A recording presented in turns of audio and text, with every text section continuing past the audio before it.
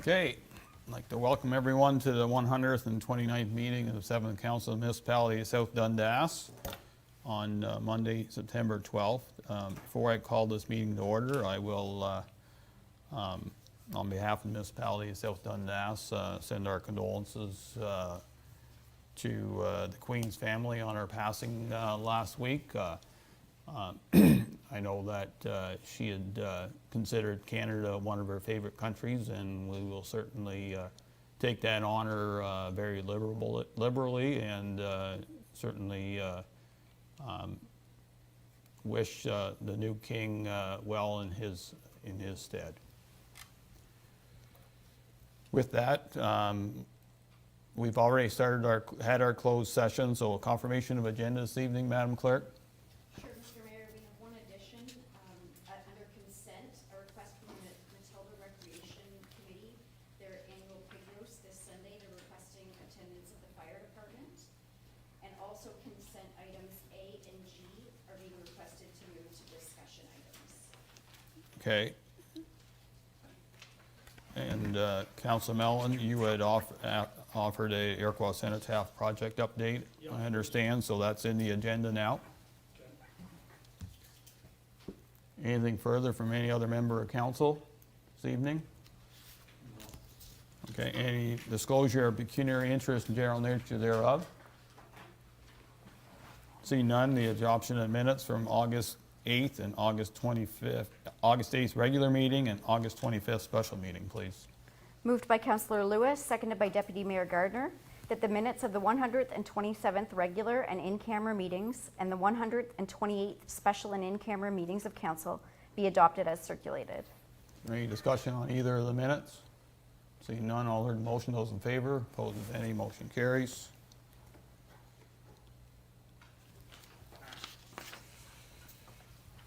Move into public meetings. Please open the meeting, Madam Clerk. Moved by Councillor Wells, seconded by Councillor Mellon, that the public meeting to consider 2 zoning bylaw amendments be opened at 6:07 p.m. All heard the motion. Those in favor, opposed if any, motion carries. Before we start the meeting, I have a notice to read. I now declare the public meeting held by the Council of the Municipality of South Dundas under Section 34 of the Planning Act to be open. There are 2 zoning amendment applications being considered this evening. First one is zoning bylaw amendment for part lots 5 and 6, Concession 7, 11749 Toy Hill Road in the former Township of Williamsburg.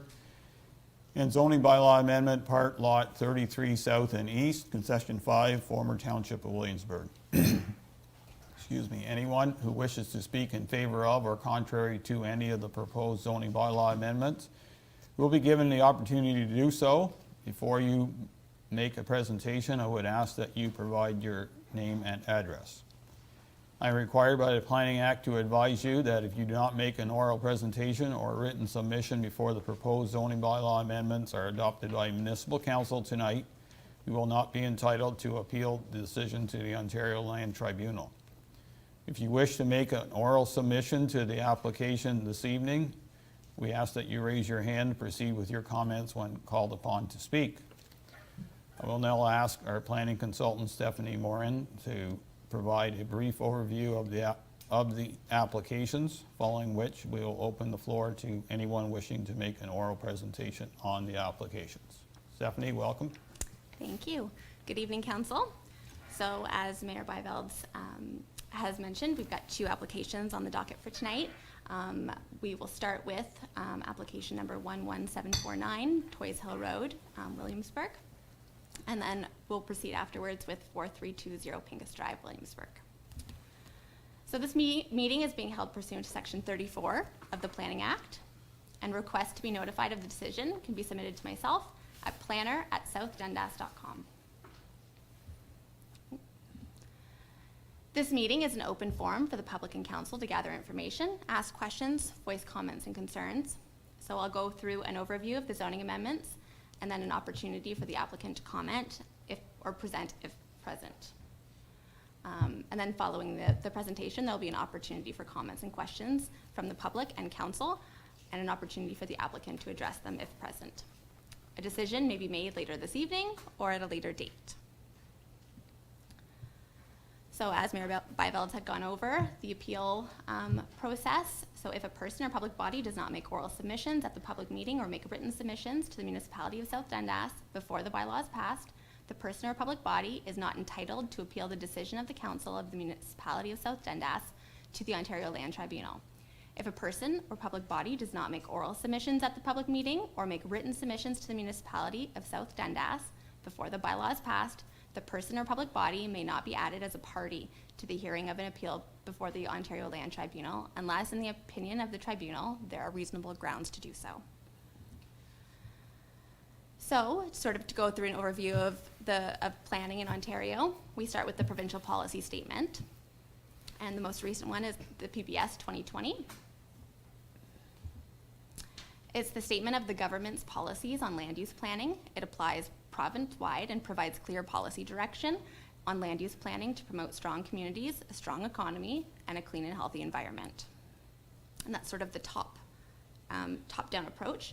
Under the Planning Act, a decision of a municipality in respect of the exercise of any authority that affects a planning matter shall be consistent with the policy statements issued.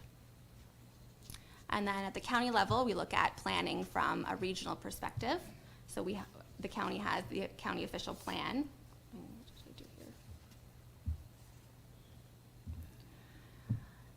The official plan outlines a set of goals and objectives for development in the county for the next 20 years, while having regard for the effects of the social, economic, and natural environment of the municipality. It contains policies to be used for the review of development applications and any other planning decisions. And then we sort of move down to the township or municipality side of things, which is the zoning bylaw, which a lot of people are familiar with. It controls the use of land in a municipality community by designating land parcels with specific land zones.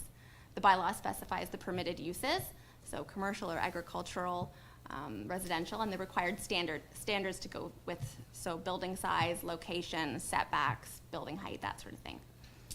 Zoning bylaws and any amendments to the zoning bylaw must conform to the official plan and thus must conform to the provincial policy statements.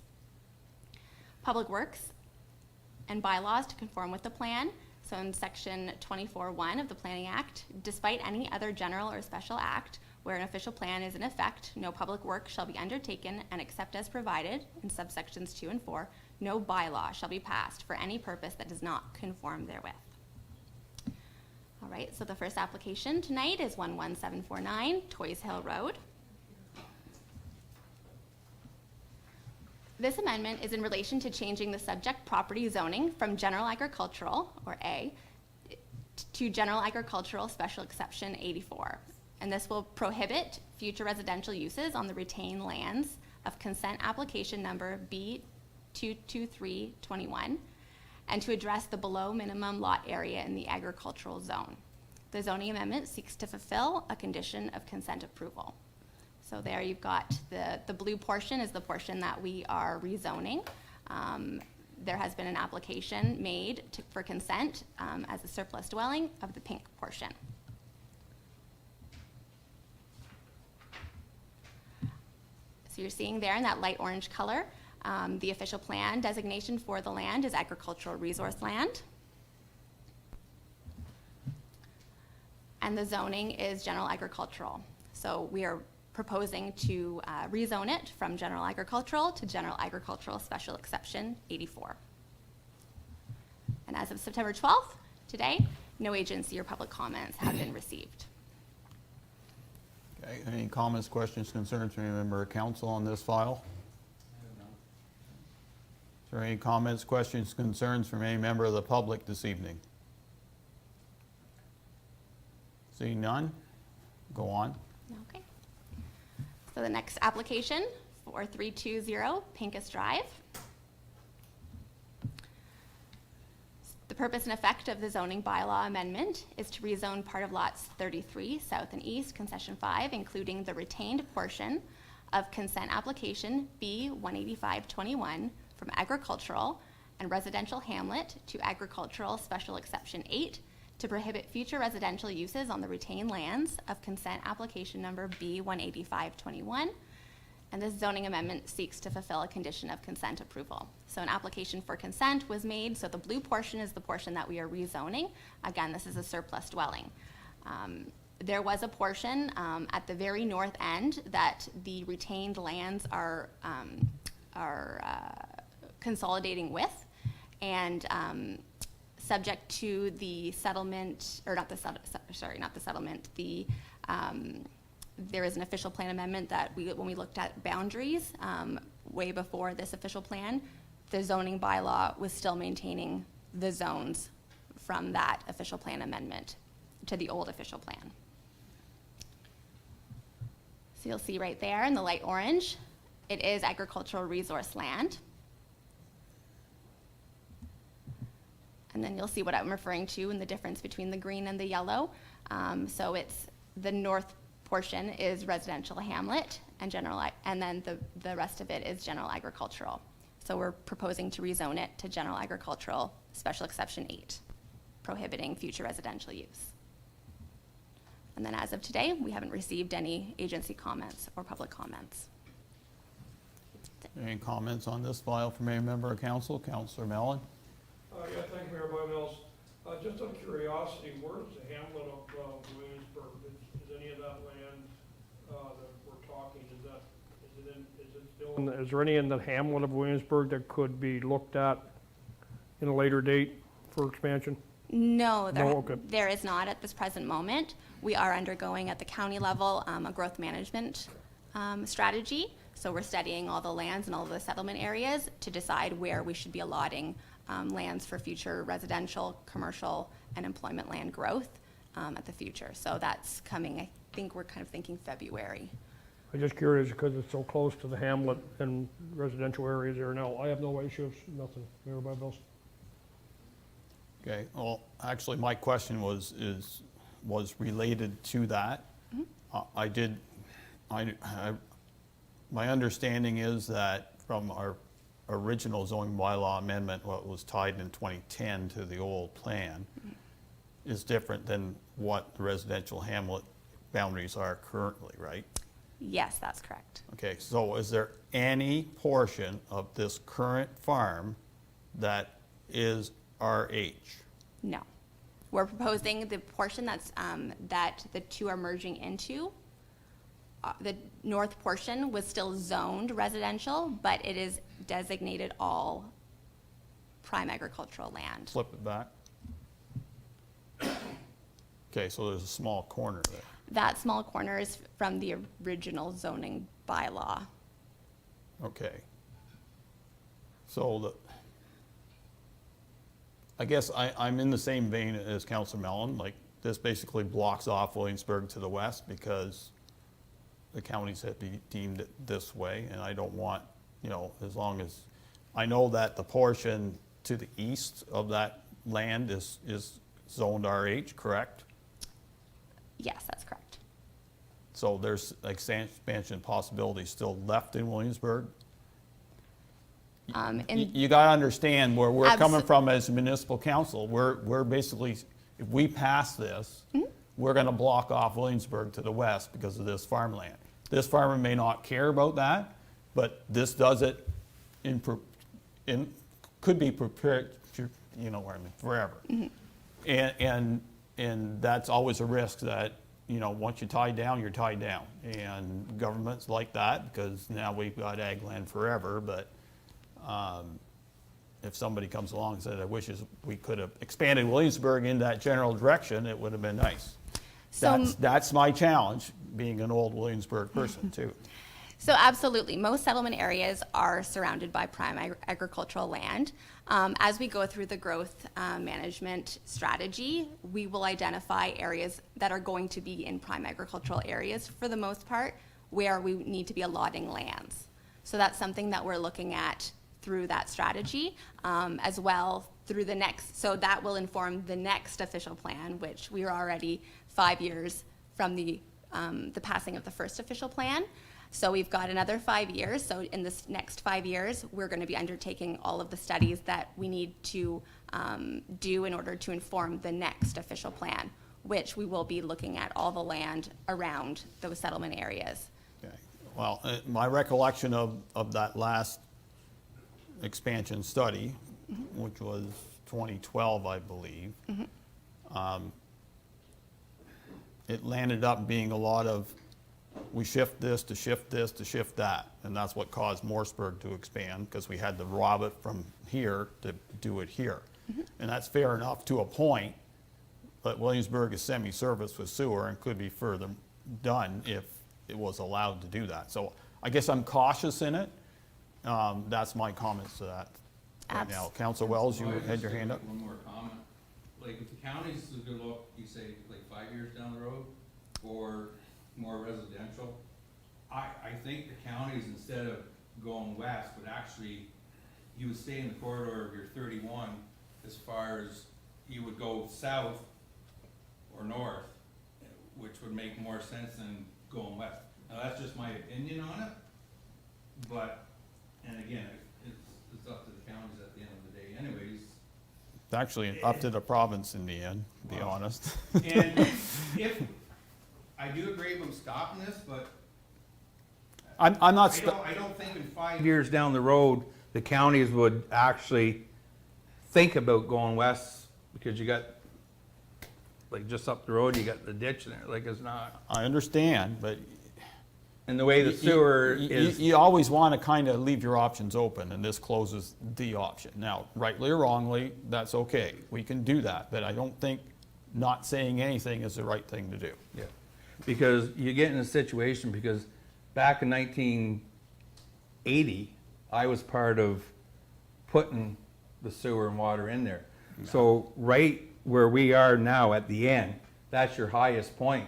So you're gonna get into the situation again where Dutch Meadows, Well, you wouldn't, yeah. I understand you know that, what I'm saying, like a Councilor pumpkin, and I'm just putting things out there, it's Wells. Yeah. what Just, people might I wanna think at the close- end of the I day. want to, all I want to do is mention it, make sure that we're not losing and any RH. I'm just. I do not want to lose any RH. Go ahead. And I was not disagreeing, I was just doing my opinion too, so.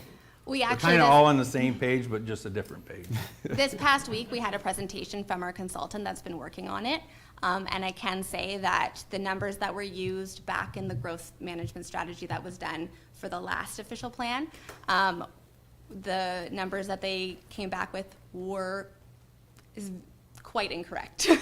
And so now that we're seeing with the new StatsCan census information that's come out, the projections that are proposed, the townships, for the most part, we're pretty happy with seeing the number of growth and the amount of growth that we're going to be looking at designating for in the next 5 years. Okay, So- sounds like we need more Williamsburg. Okay, public comments. Any comments from any member of the public here this evening? Go ahead, Mr. Schneckenberger.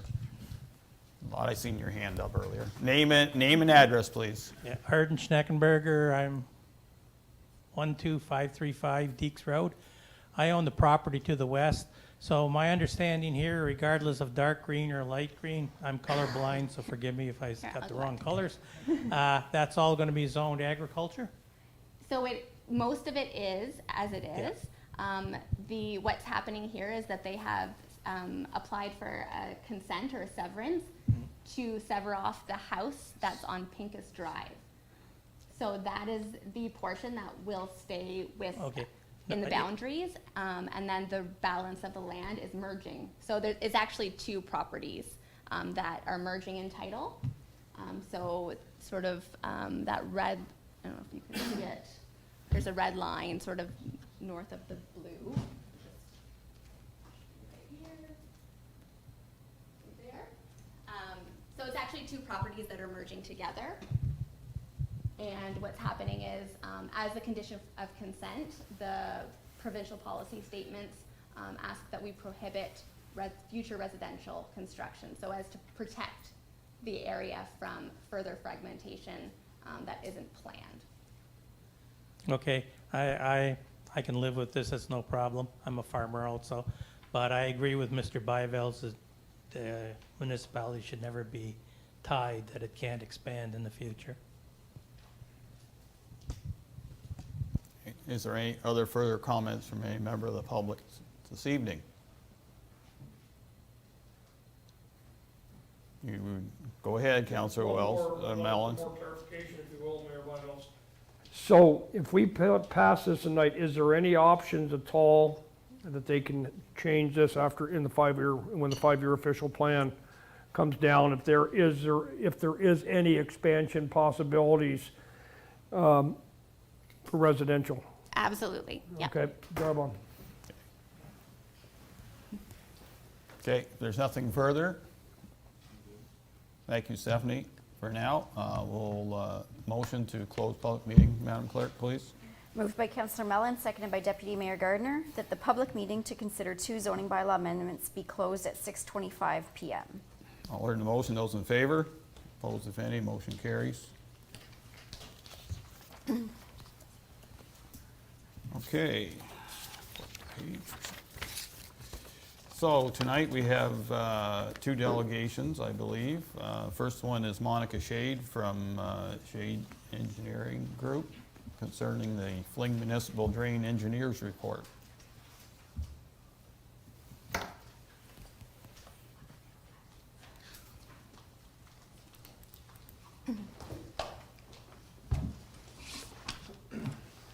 Welcome, Monica. Welcome, Justin. Thank you, Mr. Mayor. Good evening, Mayor and Council, and any members of the public that may be here for the Fling Municipal Drain meeting to consider. I'd like to introduce Monica Shade. I've introduced her a few times so far this year, but she was the engineer appointed under Section 76 of the Drainage Act to produce a new report for the Fling Drain. I'll let her take the meeting to consider now. Good evening. Thank you for your attendance at tonight's meeting to consider for the Fling Drain. My name is Monica Shade, and I'm a professional engineer with Shade Group, Inc.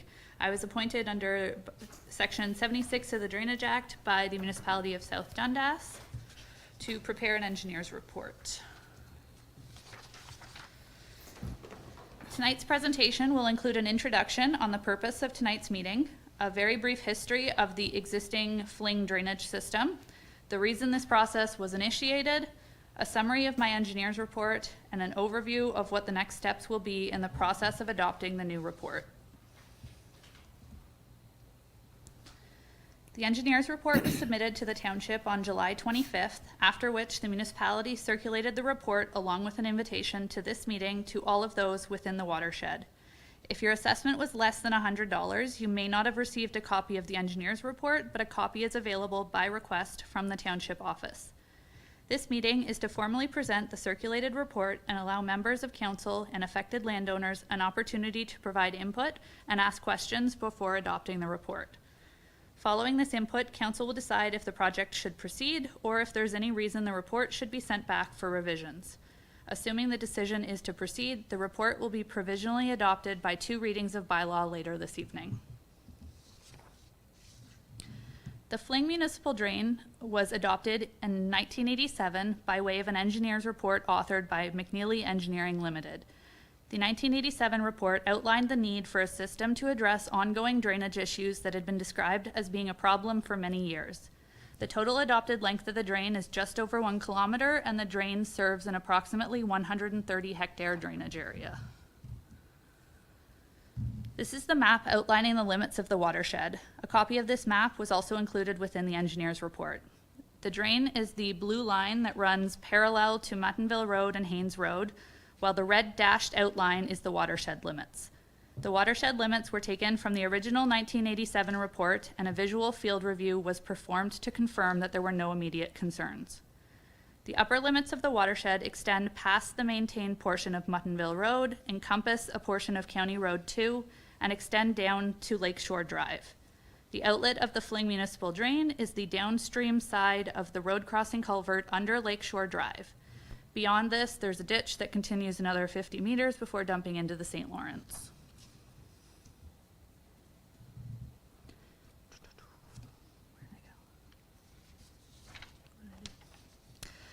The scope of work covered in the engineer's report. Oops. Sorry, folks. There we go. The Section 76 process was initiated as the drainage system is in need of maintenance. A number of requests for maintenance have been received by the township from landowners within the watershed, and as per the specifications of the Drainage Act, the municipality is legally obligated to maintain the system. A review of the system has also been completed by the author of this report and the township's drainage superintendent, and it was confirmed that the system would benefit from maintenance. Under the current 1987 engineer's report, no works were proposed along the stretch of the drain south of County Road 2. As such, the assessment schedule in the 1987 engineer's report was not considered to be a fair distribution of assessment for maintenance works. The updated assessment schedule within the 2022 report takes into account land use changes, severances, and consideration for any changes that have been made to lands within the watershed since the 1987 report was previously adopted. The updated assessment schedule has been prepared under the specifications of the Drainage Act and is considered to be a fair distribution of costs for future maintenance. The scope of work covered in the engineer's report was limited to updating the schedule of assessment to allow for fair future billings for maintenance. The assessment schedule includes a distribution of the costs for each of the properties within the watershed, and costs were distributed using the factored area method. The factored area method refers to 3 different categories for determining an assessment: the land use, distance from the drain, and location within the watershed. The split of outlet liability versus benefit liability was kept in the same proportions as the 1987 engineer's report for assessments of maintenance works.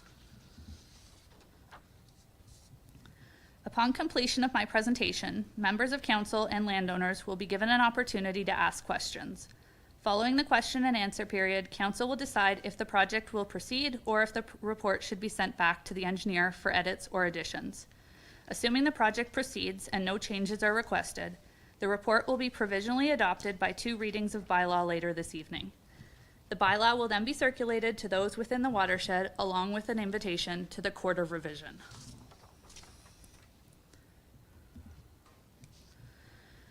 The Court of Revision is the first of 3 opportunities for appeals in this process. Each appeals body hears different types of appeals. The sitting of the Court of Revision is held locally and allows landowners an opportunity to submit an appeal with respect to their assessment. Tribunal would hear appeals with respect to technical aspects of the project, while the referee would hear appeals on legal aspects of the project. Tribunal hearings and referee appeals are only scheduled if needed, whereas a sitting of the Court of Revision is mandatory.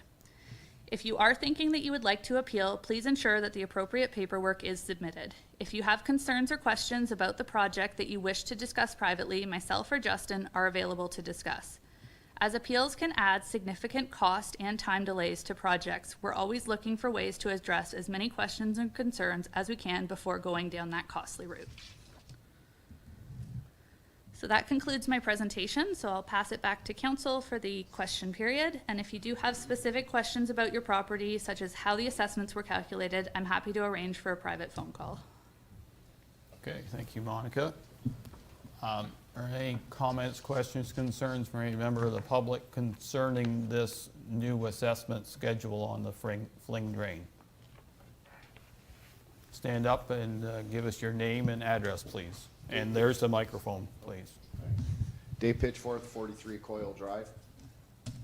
No price associated to that on the mail that I have on what me as a homeowner is gonna be responsible for this. Is there a price for that whole project? How is it divided up? You had talked about it was separate up on land mass, right? Yeah, so likely if you didn't see a distribution of costs, it means your assessment was under $100, so you didn't get a copy of the report, because the Okay. report itself spells out each and every property and exactly how much they're assessed. So if you want a copy of that report, Justin or I can arrange to Absolutely. get you Yeah, that. yeah.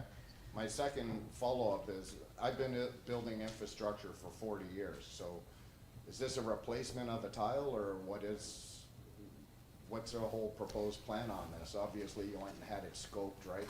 Cameras down it and everything else. It's an open ditch.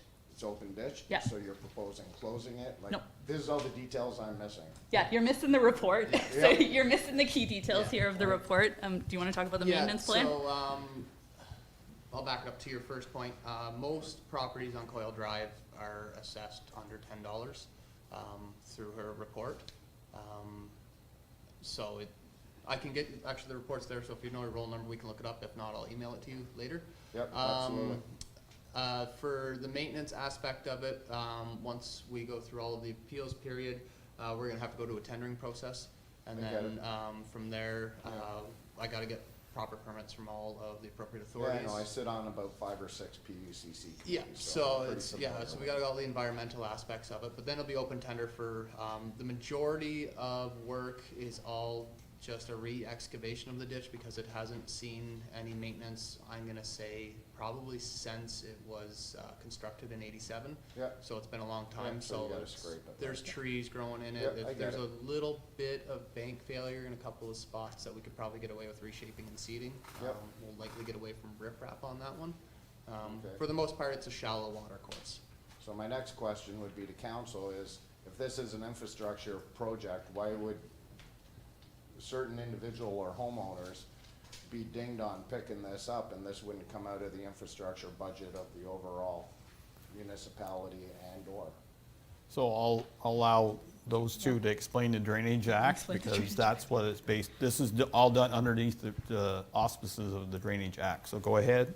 Yeah, so basically, the way that the Drainage Act is written is it's a communal system, so anybody's water that is determined to enter, the whatever, if it's a open ditch or closed, system, they're, associated a cost for their portion of water and the maintenance that goes into it, as per the Drainage Act, so, Okay, so as per this, excuse me, and again, just, like I said, I moved ahead. out of the big city, so Yeah, go ahead. bear with me.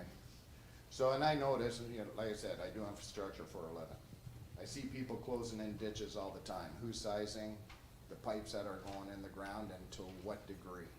Right? There's gotta be Depends. engineering reports for them to put conduits down in the ground. that's all depending on the type of ditch, so we do have a ditch Well, fill-in that's permit now. Per flow and Um, everything else, right? Yeah, No, I so- get it all. So But we there's have ditch, yeah, there's different kinds of infrastructure in play here, so Yep. there, just because there's an open ditch does not necessarily mean it is a municipal drain. The more clear term for a municipal drain is actually a petition drain. So petition drains under the Drainage Act were petitioned for by landowners back in the day because they had drainage problems. Yep. More often than not, it's a landlocked property that they have nowhere to bring water without crossing somebody else's property. Correct. So they submit a petition, Yep. and the community, in working with an engineer and the municipality as the administrator, develops what's called a municipal drain or a petition drainage system. That system is then administered by the municipality, but paid for by the benefiting landowners, which Correct. can include I the get that. roads. But not all ditches are petition drains or municipal drains, so there's still gonna be But they're private gonna be ditches. tying in eventually into Some the- of them may, you yeah, know what they I'm may. getting at, but if they're not sized right, what are we gonna have on our hands? So if it's anything, if there's a ditch fill-in requested on a municipal drain, it always goes through the Drainage Act and always has an engineer appointed to it for proper sizing.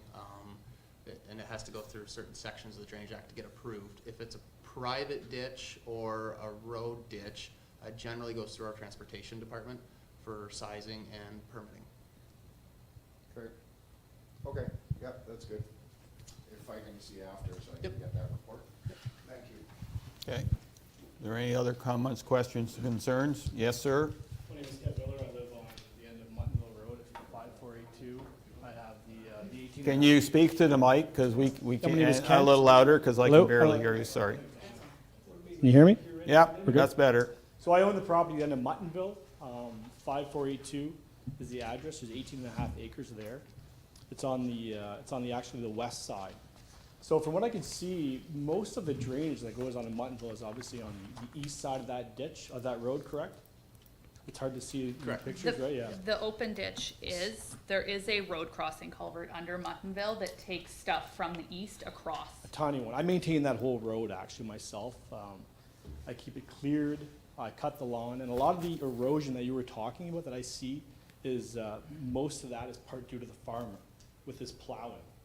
And encroaching on that side, it's eroding more and more into the ditch. So I don't really feel that I should be paying this $1,100 bill if it follows through for basically any kind of devastation I haven't done. And you're welcome to submit an appeal to the Okay. Court of Revision stating that you don't feel that the assessment is fair. Okay.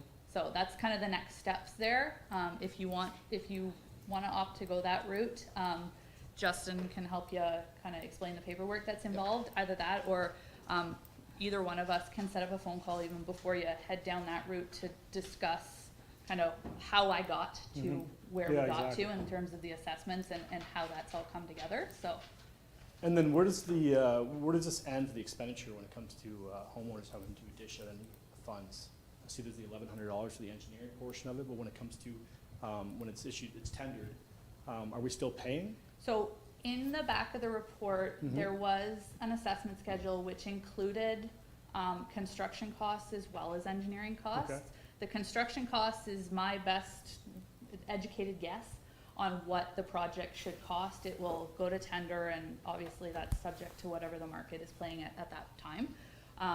But the terms of like the distribution of engineering and construction costs was estimated in the assessment schedule within the report.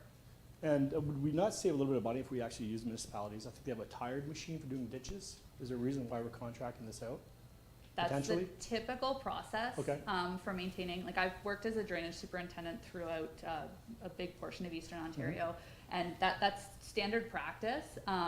I will tell you, just kind of side note, that Shannon and I have talked about different approaches in the past on how to approach drainage superintendent or drainage cleanout work to try and keep the bills Okay. for the municipal people as low as possible. So I can tell you, township staff are always looking for ways to keep construction costs down. At the end of the day, though, they are held to an obligation under the Drainage Act to maintain infrastructure. So you're stuck between that battle of, I need someone to do the work, and I'm legally responsible for making sure it gets done. Okay. Would it be a conflict of interest if I actually took that tender when it came out and I had my business go in there with my shovels? No. Clean the ditch? No, As long absolutely. as Even though I you own meet, that, the yeah, as property long on as the you road? meet all the Yeah. requirements set out in the Okay, cool. tender, when it goes to tender, we'll have stipulations as to insurance requirements. As long as you can meet that and have the. Insurance, all that in order? Yeah, as long as No you have problem. insurance, and clean WSIB and, the right-sized equipment, anybody is allowed to place a tender for No sure. problem. Great, thank you. Any further comments, questions, concerns? Go ahead. That, Just a second there. Muttonville Road, I'll speak a little louder. Yeah, well, it's mainly, Jim, it's mainly for the, Here, which is Yeah. not the case so far. The Muttonville Road is not a petition drain, it's an open drain, it's a ditch on the east side of the Muttonville Road. And there was one on the west side, which is being subsequently pretty well filled in by the landowners that are there. Therefore, the township could easily, with the rubberized, the motored vehicle you have as a backhoe, plus a truck, clean out that distance on the Muttonville Road from 0+00 out to County Road 2 with very little trouble, without even going to a tender.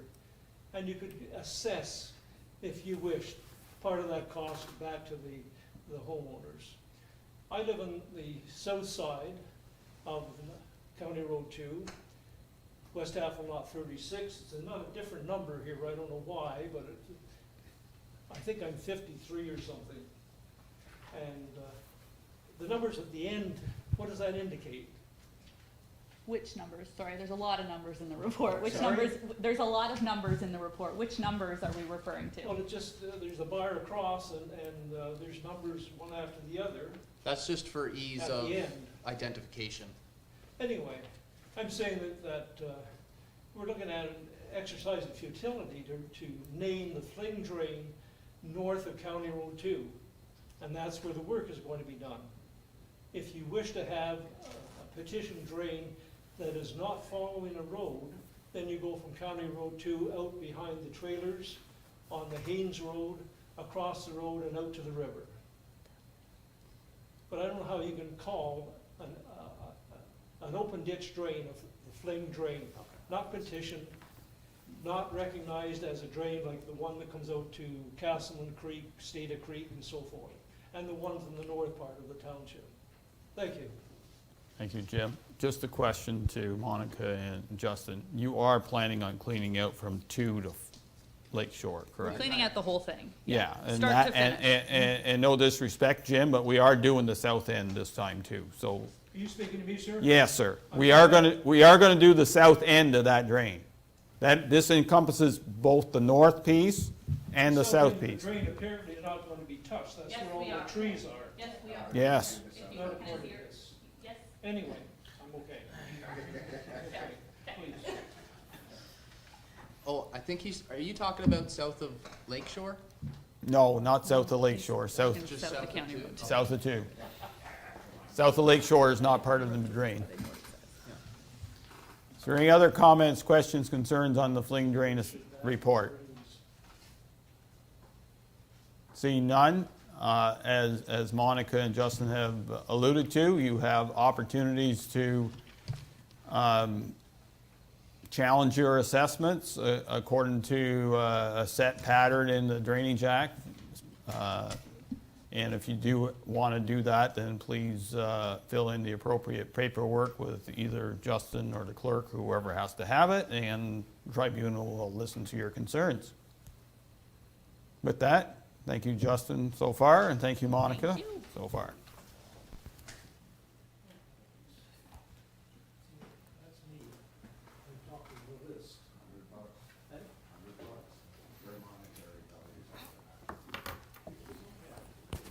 Okay, so we're going to be moving on. The second delegation is Explore Next Communications Facility Proposal from FB Connect. Okay.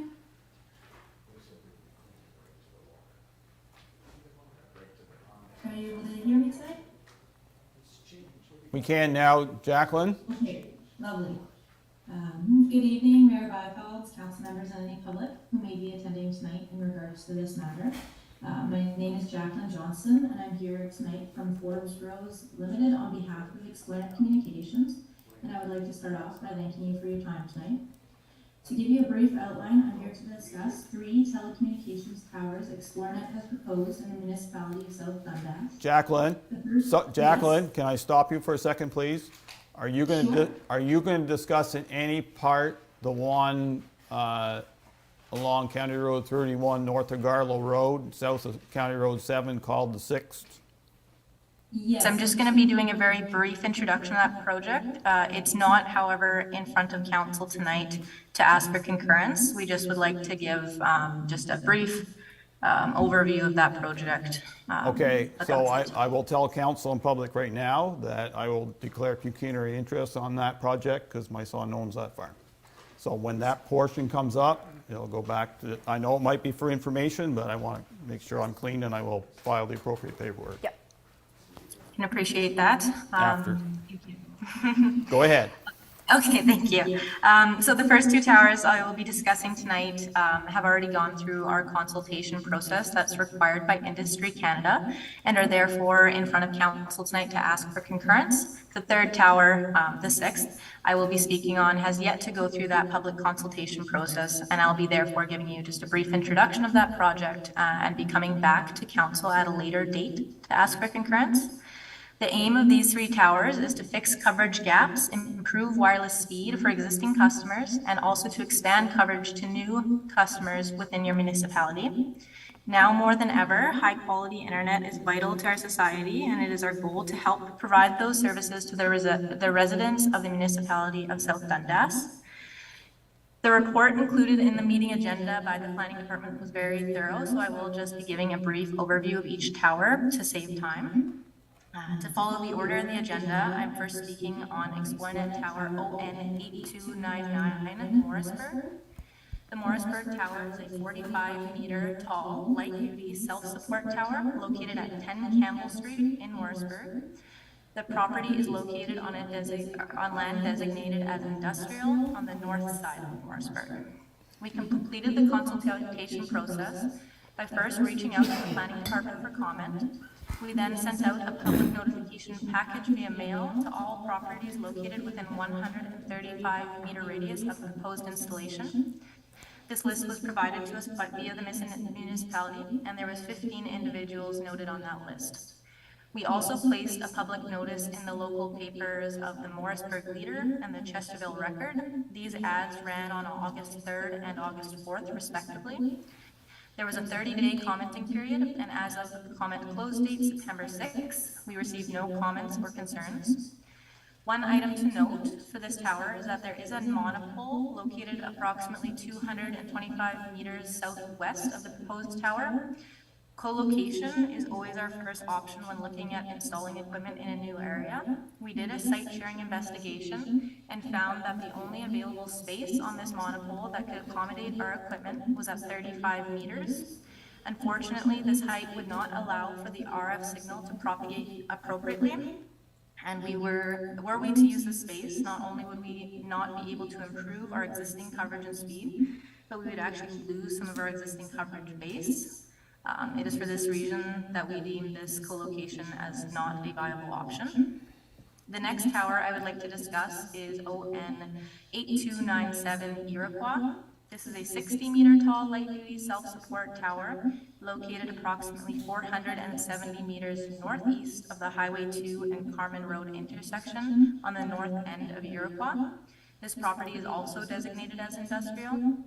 Similar to the Morrisburg site, we completed the consultation process by first asking the planning department for comments, then by sending out a public notification package via mail to all property owners located within a 180 meters radius in this case, 3 times the tower height. This list was provided to us via the municipality, and there was also 15 individuals noted on that list. In addition, we also placed public notices in the Morrisburg Leader and the Chesterville Record. Once again, these ads ran on August 3rd and August 4th respectively, and we had a 30-day commenting period. As of September 6th, we received no comments or concerns. We respectfully ask that the council tonight provide concurrence on these 2 towers so that we can move forward with construction in a timely manner. The third and final site I will be sharing with you tonight is ON 8283, the 6th. This tower is located at 12425 Garlow Road, Williamsburg. This tower is also a 45-meter self-support light-duty tower. It is located on a large farming property southeast from the 6th along Highway 31. This tower will work in conjunction with the other 2 towers to help improve wireless coverage in the area. Similar to the other 2 towers, we will be completing a public consultation process whereby we send out mail-outs to landowners located within 135 meters or 3 times the tower height of the proposed site, as well as by placing a public notice in the 2 local papers. This one will also have a 30-day commenting period.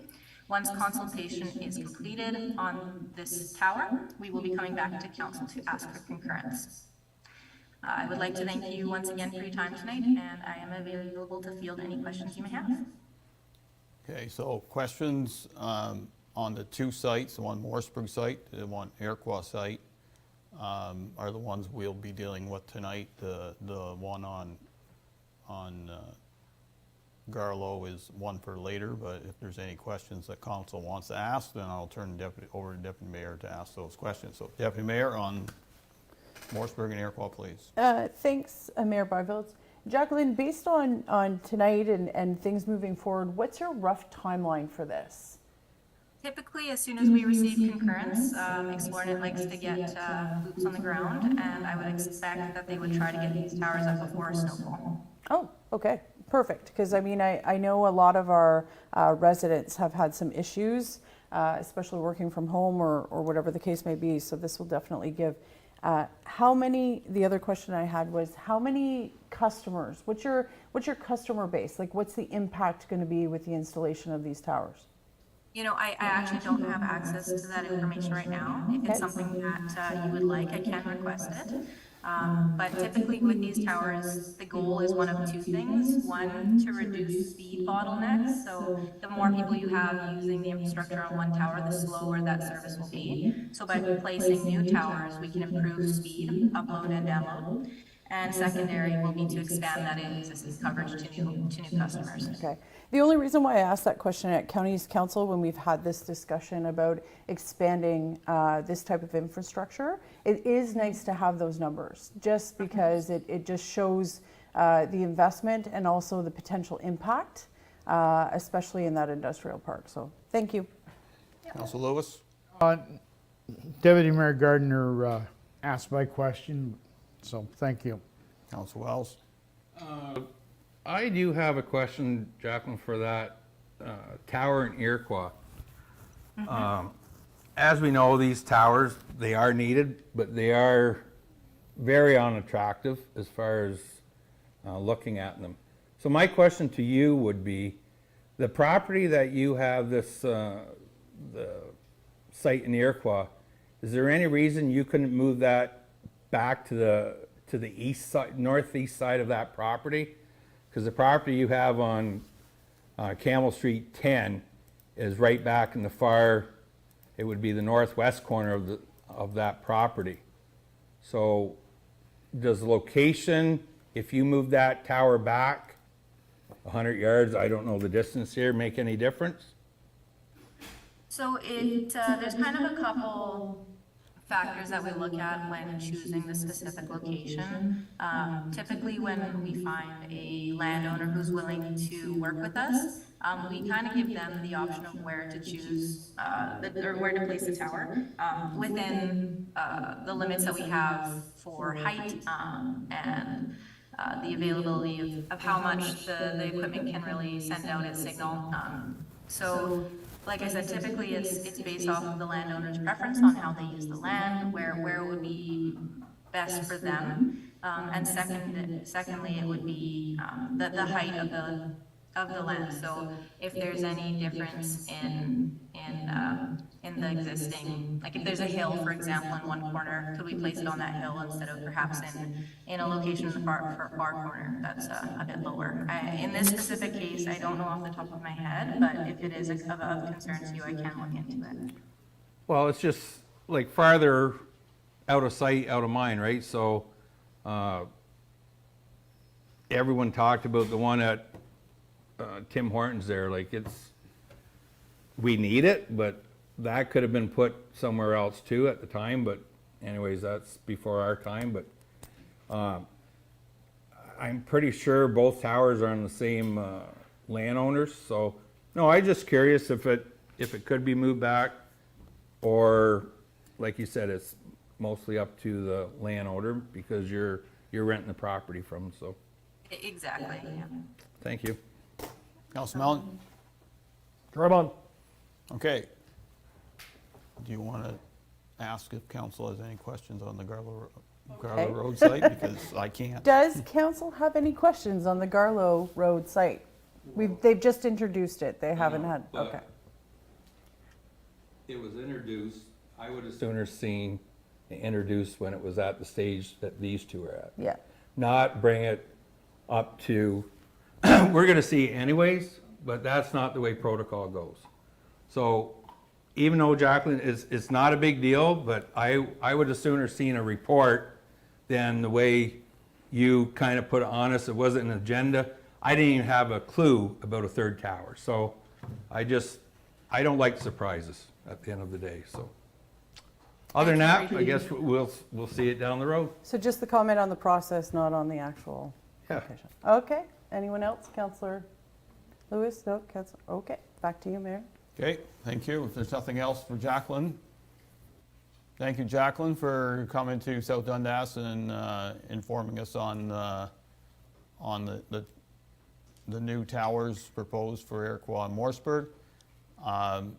As Deputy Mayor has said, there's certainly something that we need in our municipality when it comes to high-speed internet, and we do hope that these towers will certainly support mainly the rural areas of our municipality.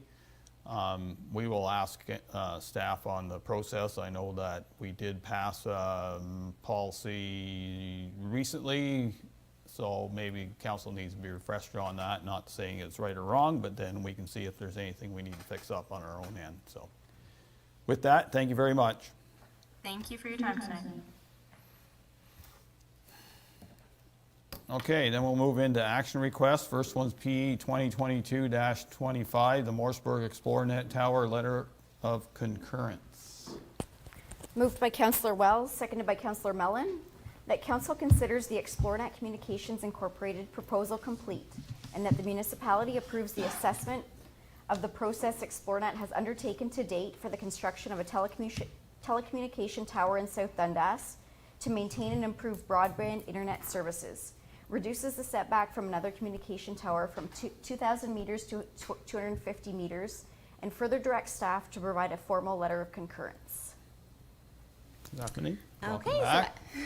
so as you just heard, Jacqueline did a great job in presenting the Xplornet side of things. It's not something that I have a lot of experience in terms of establishing internet connections. So essentially, we went through the process, and the policy was extremely helpful to sort of help guide in what your expectations as council are in the establishment of these facilities. So as she discussed, this is all regulated through Industry Canada up front. So this process that they undertook was required as part of their application. So what they're looking for is a letter of concurrence that we've reviewed it, that you've seen it, and whether or not you support it is what they're looking for. So we met, we had really great conversations. We talked, that's actually that initial request when they came in was the monopole wasn't identified up front. So it was something that we had local knowledge on, and she was able to do that sort of background research because it wasn't already included in their report for co-location. So with respect to the Morrisburg Tower, obviously the provincial policy statements puts a really strong emphasis on establishing these sorts of facilities, and so does the official plan. And that policy policy number 1-6, telecommunications towers, outlined what your expectations as council would be. And I did just pull it up quickly. And specifically the one that I felt probably the most concern about was the direct distance to that monopole next to Tim Hortons. But as through their digging, that's when they identified that the height on that pole was unavailable. They needed it to be their infrastructure to be at 45 meters, and the only spot available on that monopole was 35 meters. So with that, leave it with you. Okay, we'll go this way. Yeah, Mayor on this one. Thank you. Councillor Wells raises a really good point because we do need this infrastructure, but I will tell you, being surprised by that one near Tim Hortons going up was not a very pleasant surprise.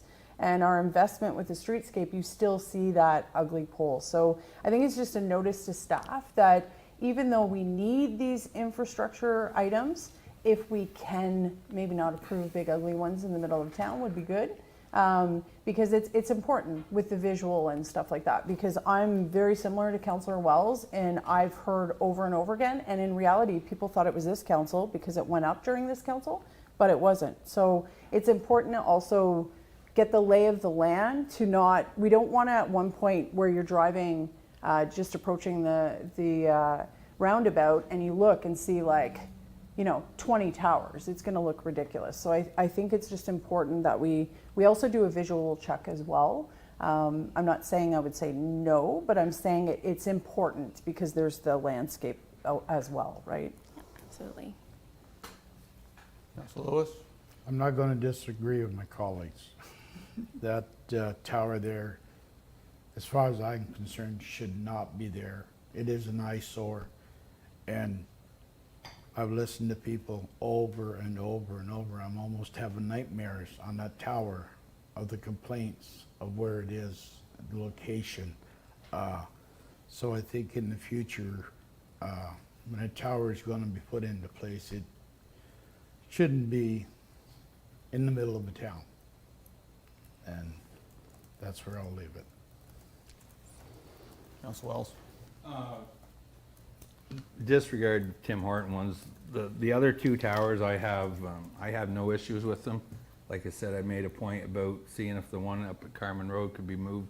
We're just speaking to the Morrisburg one. we gotta do the Okay, I Cumberland have no Road problems with the separately. I have so- no problems with the Morrisburg one. I'm sorry, I just have to be very But specific. Councillor Mellons, drive on.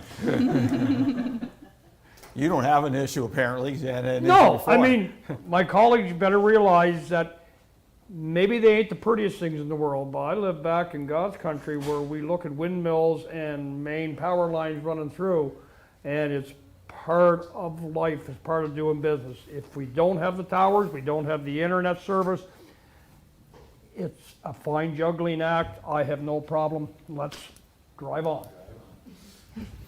Okay.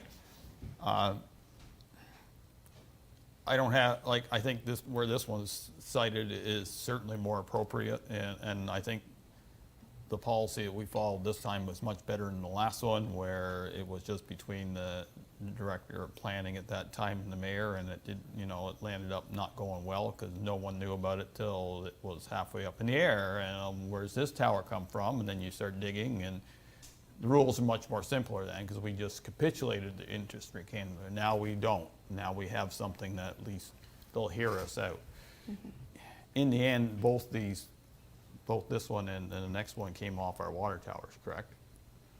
So, and if council needs real back history, this is the company that took over the old South Dundas fiber way back when. And so just, hey, that was ahead of its time. I'm sorry, you know, everybody didn't like it and it cost some people their jobs, but it was ahead of their time. Fiber in Morrisburg and Iroquois. Okay, anyway, that's as far as I'm gonna go. But other than that, you know, we're doing our job. Go ahead. The only thing I'll add, Mayor Byvalds, is the way that the last communication tower was put at Tim Hortons. Council did approve a policy back in April of 2021, which does set out that process, what you're seeing tonight, as far as it coming to the table prior to being constructed, looking for feedback from council, looking for feedback from the public. There's an application that they have to submit, and there's, I believe, a fee that they have to submit on top of that. So this is correcting that process so that it's to the council table before it's too late. Go ahead. One more question actually for you, Shannon. As we know right now, ExploreNet is on top of the Morrisburg Water Tower.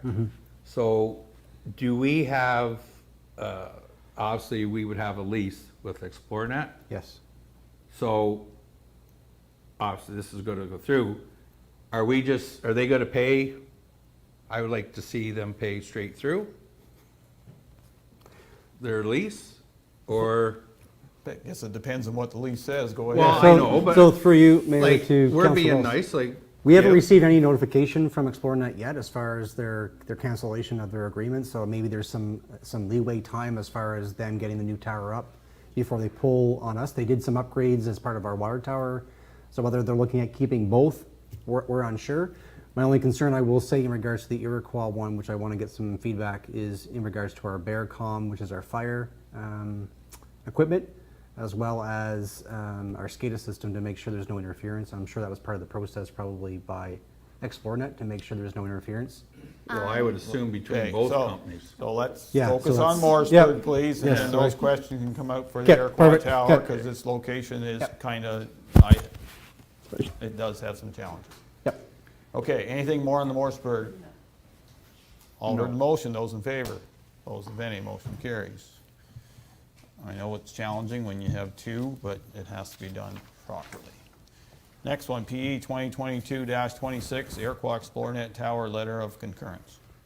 Moved by Deputy Mayor Gardner, seconded by Councillor Lewis, that council considers the ExploreNet Communications proposal complete and that the municipality approves the assessment of the process ExploreNet has undertaken to date for the construction of a telecommunication tower in South Dundas to maintain and improve broadband internet services, and further direct staff to provide a formal letter of concurrence. Stephanie, start, and then I think to reiterate, similar to the last tower, certainly a priority for the county, for the municipality, and provincially in terms of establishing internet broadband service. Now, my understanding from discussing this with Jacqueline was that the reason that they chose the area that they did was to stay away from the developable area of that property if it were to be developed in the future. as well as it would be adjacent to the existing infrastructure on the water tower, and so there should be very little to no interruption for the customers that they're replacing the one with the other. Okay, so you want to voice your concerns now, or have you had the opportunity to do so during the process, or No, because you are a landowner? No, we have not. My concern is just looking at the proximity of where the new tower is with our BearCom, which is our fire communication equipment, which dispatches to Brockville, as well as our SCADA system. I just want to make sure that there is no interference with that. I'm sure they were part of the process when I came to the open process, but it's something that I definitely will follow up to. And maybe I'll follow up with Jacqueline tomorrow just to make sure that was part of the process. Okay, Councillor Wells. And I was gonna say the same thing about that, like, don't assume, because if this goes through, then all the money we spent on that starts screwing up, it's not good. So that's definitely, it's good. Like, I'm sure ExploreNet, it's probably good, but you never know. Just to make a comment, is that ExploreNet is concerned of interference from other towers. So if they are concerned about interference on theirs, then you should at least have that We should opportunity be, on ours. yeah, So- exactly. So Agreed. I think in their mind, they should be cooperative citizens on both sides, considering that it could interfere with themselves too, but certainly don't want interfering with our SCADA system, which drives our water and wastewater systems, and then the fire and emergency system, so. ExploreNet doesn't have nothing up there right now, do they? It's on the water tower. Is it? Yes. Ask the same thing about the lease. Okay, I like that. Councillor Wells wants to wheel and deal on the lease. Yeah. Councillor Mellon, anything further on this tower? No, I'm just gonna point out that a lot of this falls under federal government jurisdiction. So our actual input is somewhat limited. And our jurisdiction is somewhat limited because we can't override federal government jurisdictions on what they control. They don't even have to go through the Ontario Building Code, Ontario Planning Act, or other municipal laws or regulations to a certain degree. So it's sort of a slap in our face. They're gonna come here and do it. Hey, well, we're gonna ask you guys, but I might as well go ahead and say it. They really don't need to. I mean, they're gonna put it up anyways. Let's drive on. They're just giving us a little bit of. Yeah. Okay, well, I'd rather try to work with them at this point than work with them later. How's that? Yeah. Councillor Lewis, any comments? No. Deputy Mayor Gardner? No, I mean, we've had a good conversation. I think it's important to realize, back to Councillor Mellon's point about the rural infrastructure, there were folks that were driving all over the place trying to get Wi-Fi signals to be able to do things outside of libraries, outside of McDonald's, outside of whatever, including kids that were trying to do. So I love the fact that we changed the policy and we've had a fulsome discussion, but I think at the end of the day for this one, it definitely, the good stuff will outweigh the bad stuff. Okay, anything further? Seeing none, all heard the motion, those in favor, opposed if any, motion carries. Good discussion. Okay, moving on. Next report, ES 2022-14, Don Haynes Municipal Drain Branch 1 tender results. Moved by Deputy Mayor Gardner, seconded by Councillor Wells, that Council accept report ES 2022-14 to award the tender results for ES 2022-03, the Don Haynes Branch 1 maintenance to Shade Group Incorporated for a total contract price of $69,915 plus HST. Justin? Good evening, Mayor and Council. In front of you, you have a report regarding the Don Haynes Branch 1 to be awarded to Shade Group, Inc. We had the tender placed online for 3 weeks, and it was advertised in newspapers and on our municipal website. The tender did receive 2 bids prior to closing, with Shade Group, Inc. being the lowest bid. This will be the first time Shade Group, Inc. has placed shovels in South Dundas for municipal drain work. They have done other stuff in the area. Staff have called all 3 references listed on their submission and all three gave glowing reviews of working with the group. All three references stated that they were always on time and either on or under budget for the project listed. The work required is standard drain maintenance, your typical brushing for equipment access, some bank stabilization, and a bottom clean out for the entire length of the drain. If any member of council has any questions, I can answer them at this time. Okay, Councilor Wells. Thanks, Justin. I just have just one, basically. Is there any conflict with the Shade Group doing our engineering and our reports and everything, that they're actually tendering the job?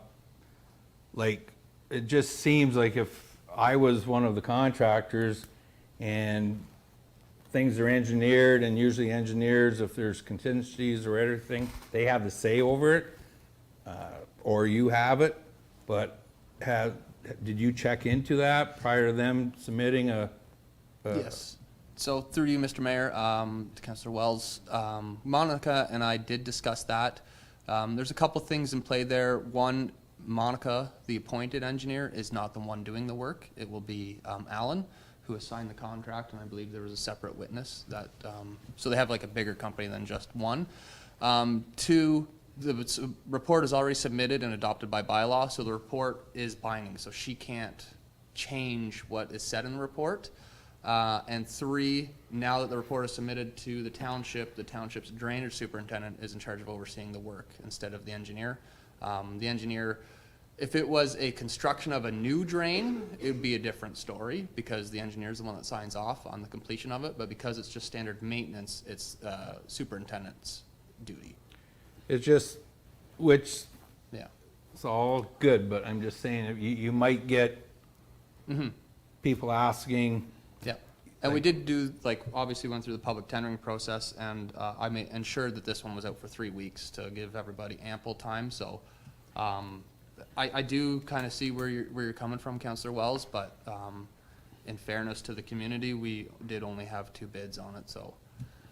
I've done a lot of bidding for this community too, and trust me, there's, just pay attention to that. Another thing I would recommend too, unfortunately for TDM Construction, you might want to reach out to them and not tell them how to put tenders out or whatever, but you have a unit price there of 15,000. Just, I know this is a young company.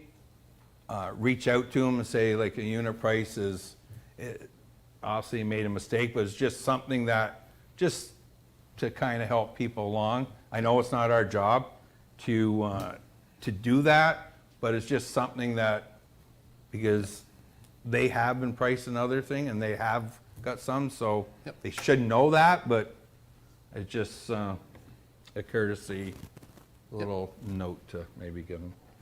That's it for me. Councilor I know where Councillor Wells is coming from, but the Shade Group doesn't have any advantage over any other contractor that wanted to bid on this this drain. So the only thing here, Justin, on what page is it? 86. The unit pricing items described for hard pan disposal from the Shade Group. The unit price is like, is that supposed to be $10 and then, or 10,000 or what? Like, there's. Oh, yeah, sorry, my apologies on that one. Is that a misprint somewhere in there? Yes, that, I didn't drum down the amount of decibel places. So it is $10 per cubic meter, not 10,000. Yeah, that's sort of what I assumed, because it would be pretty valuable hard pan at that price. But anyways, no, let's face it, they are the low group, and to me, they don't have any more advantages. The only way you get around this is try and tender earlier to get more contractors bidding. Yeah. That's been our problem for years. Drive on. You have to remember, this one was already out once and we didn't like the number and we fixed it up. And I don't know how much did we fix it up, Annie? It was 190,000 last year. That's what I thought. I remember. Yeah, I knew it was an expensive number, I just couldn't put my spin. It was Don't a, forget those. Well, I. we did, I'm sorry. Council Lewis. Justin, I'm glad you explained the way that worked, because that was one of my concerns also. We have Monica and then we have Shay. There's one conflict with the other, so I thank you for explaining that. Yeah, Mayor? I like the conflict explanation, and I also like the fact that we're actually dealing with current trains that we've dealt with, which is kind of nice, instead of the backlog. Okay. And I'll admit it, you know, your explanation was good on Shade Group. You know, it is a larger group than just Monica, and as you said, you know, if it was new construction, issue. Old construction, drainage superintendent deals with, so there's a separation that should work. And you know, as much as we see that TDM might have did a mistake in the way they priced out the extras, that's one of those hard lessons they have to learn, that unit price is unit price is unit price. I've seen that happen at the counties, and we've seen bids go down the toilet that you want, oh, can't, no, you have to, and that's just the way life is. So not our place to tell them, though. They'll have to figure that out on their own. Anything further? Seeing none, all heard the motion. Those in favor? Opposed, if any, motion carries.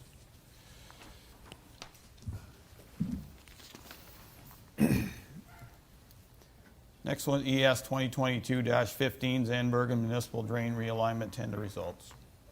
Moved by Councillor Mellon, seconded by Councillor Lewis, that Council accept report ES 2022-15 to award the tender results for ES 2022-21 Zandbergen Municipal Drain Realignment to McWilliams Construction Company Limited for a total contract price of $25,750 plus HST.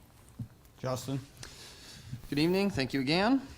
In front of you is the second report this evening for the Zandbergen Municipal Drain Realignment being awarded to McWilliams Construction Company. This again was placed using our e-bidding system, bids and tenders, and was open for 2 weeks before it closed, as well as being advertised on our municipal website and the newspapers, as we always do. We received a good amount of bids on this one, having 5 companies place numbers before closing, although some obviously are higher than what we would like to see. The work, as is outlined with the new engineer's report that was submitted to council on August 8th, essentially it involves cutting down trees and the excavation of the new ditch. The excavated material will be placed in piles for the landowner to move as per a separate agreement. This will also be McWilliams Construction Company's first time working on municipal drains within South Dundas, but certainly not their first time on municipal drains. It should be noted they are also part of the DSAO, so they're part of our Drainage Superintendents Association, and have worked quite extensively with City of Ottawa as well as surrounding municipalities. They're based out of Navan. The only kicker on this one was that the lowest bid submitted exceeds the allowable 133% of the stipulated contract price within the engineer's report. Since the municipality is the ones paying for the work, we'll have to consent to the new contract price in order to proceed as per Ontario Reg 500-21. So that's really the only thing. If there's any questions, I can answer them at this time. Okay, so will that need a separate motion, or is that just basically if we approve of this, technically we have approved the overage? Would that be fair? Yeah. Okay. Council Mellon, you can start this one. Estimate. And I love those. I think that's just reflective. It obviously would be love to come in, you know, closer to what the engineer had, you know, estimated to work at. But I think that is, I think, reflection on the timing and just the increased cost right across the board everywhere. So once again, let's drive on. Council Wells, any comments, questions, concerns? No, I don't have nothing on this one. Mayor?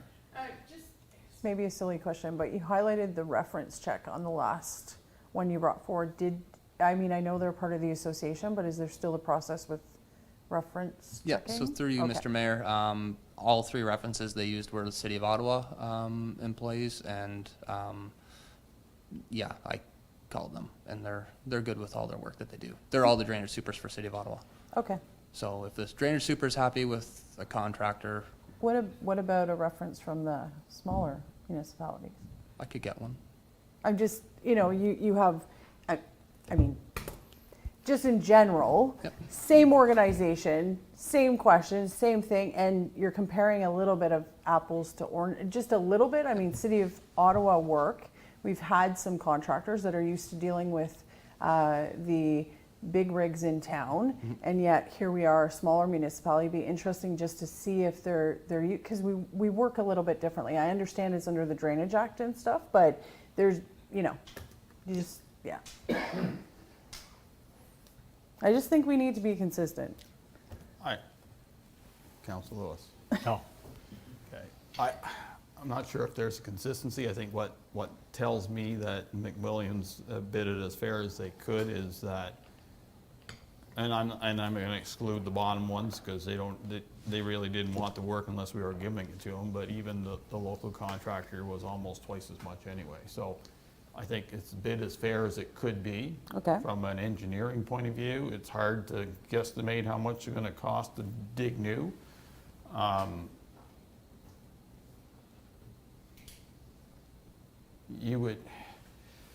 don't think there's much, it's not Shade winning this one, right? It's McMillan's, Yeah. which is an Ottawa group.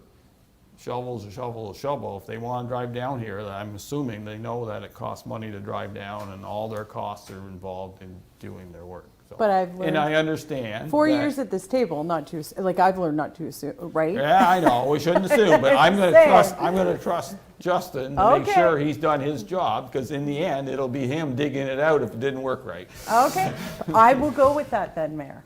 Yeah, well, you got, okay, anything further on this? All third motion, those in favor? Those opposed? Motion carries. Thank you very much, Justin.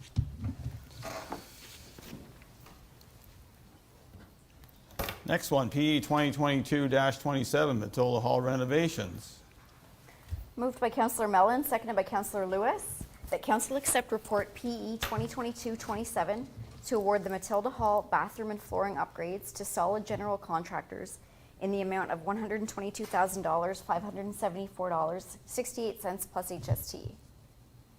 Go ahead, David. Good Welcome. evening. Good evening, Mayor and Council. So in front of you tonight is a little follow-up report to the one that we saw on August 25th. So staff did reach out to the contractor to execute the clause in the tender to initiate a performance bond. The extra cost for the performance bond came in at $880 plus HST, which seems reasonable based on the scope of work that they're bonding to. The only other item that comes up is with the delays with getting this contract signed. We're a little tight to get it done this fall, and in discussions with the contractor, I proposed that we delay it until the new year, start in January 1st. I felt that that was better. The contractor liked it as it fit with our existing facility bookings, and it gave the contractor a bit more time. My biggest concern going into it was issuing a contract in August and hoping to start in September. So it worked best for the contractor and myself to start in December. It gives them a bit of time to get stuff ordered and get themselves organized. So that was a good part of it. Additionally, I did reach out to the remaining two references. They were both restaurant owners and both were happy with the end product, and it came in on budget. So if anybody has any further questions, nothing else has changed from the August 25th. Okay, Council Wells. No, you check the references out, like, they're the cheapest ones here. The only thing, like the 50%, which I see, but I still want these future ones, they have to be 100%. We can do a 50% performance and 50% material, that we're fully covered. This is at least is something. So, and you check the other references out, a couple restaurants. It's not a big scope of work, this job. I just hope everything works out. Councilman Allen. I still have issues with the fact that we're giving them from January 1st. We're losing that hall for 2 months. This work shouldn't take 8 to 10 weeks. if they got all their I's dotted, T's crossed, and ducks in a row. Because my biggest concern is, and I asked this before, to have a completion date, but if we're gonna give them 2 months to do the work, they come in, tear everything apart on January 1st, walk away till February 20th, we've lost our haul for 2 months and nothing being done. As far as I'm concerned, that should be tighter. There's no way that should take 8 to 10 weeks to do it if they got all the material and everything, you know. That's my biggest problem. I appreciate Councillor Wells bringing up the point on the performance bond, like the bonding of it, but, you know, we don't do that. And then the next thing you know, we're caught. And we're losing that haul for 2 months. And to me, there's nothing in there. And in the contract, it says time is of the essence or something, which means absolutely nothing because, like I say, they tear everything apart on January 1st and 2nd, and they walk till February 20th, and we sit there with our biggest facility in South Dundas is, you know, can't use it. Okay, so I'll ask the director to address that concern. So yeah, please. through you, Mayor Byvelds to Councillor Mellon. So the advantage of this little delay that we've had is I have had quite a few more discussions with the contractor. They're a little bit difficult discussions because you're sort of tiptoeing around things because we're not in a contract yet.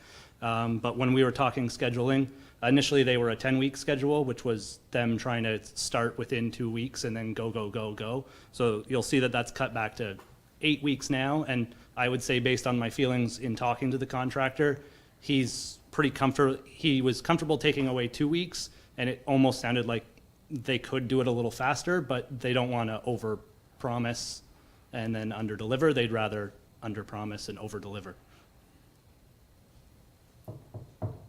Are you done before I go Yeah. back to Councillor Wells? I just, to reflect on Councillor Mellon's comment about timeframe,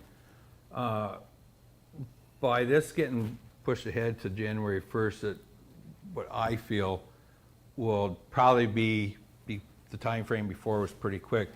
This way, I can honestly see if whatever, I don't know I know the scope, but what they need and all that. So you got September, October, November, December, they'll have all their products there. If I was being the contractor, and it should be there. So I'm thinking this thing will probably be down to like 6 weeks. If everything is there, they just come down. Because every week they come down, they got to also pay for lodging and everything. So even though they're from Toronto, they could give them the benefit of the doubt that they're organized, they're efficient, and we'll see after this. And I agree, like that time of year, like there's a lot of events that goes on back there, I think, but so at the end of the day, I think we'll see this go through because it's given them a bigger time frame to have everything there to move forward. So that's my last comment. Councillor Lewis?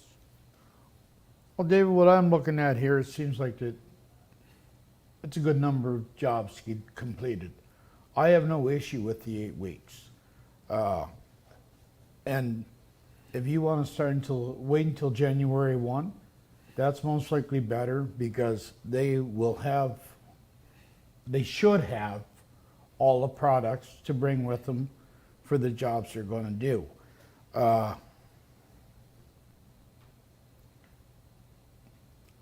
I want to see the job 100% good, not a 75% job. We're putting big dollars out for this, so leave the professionals do their job and leave them do it right.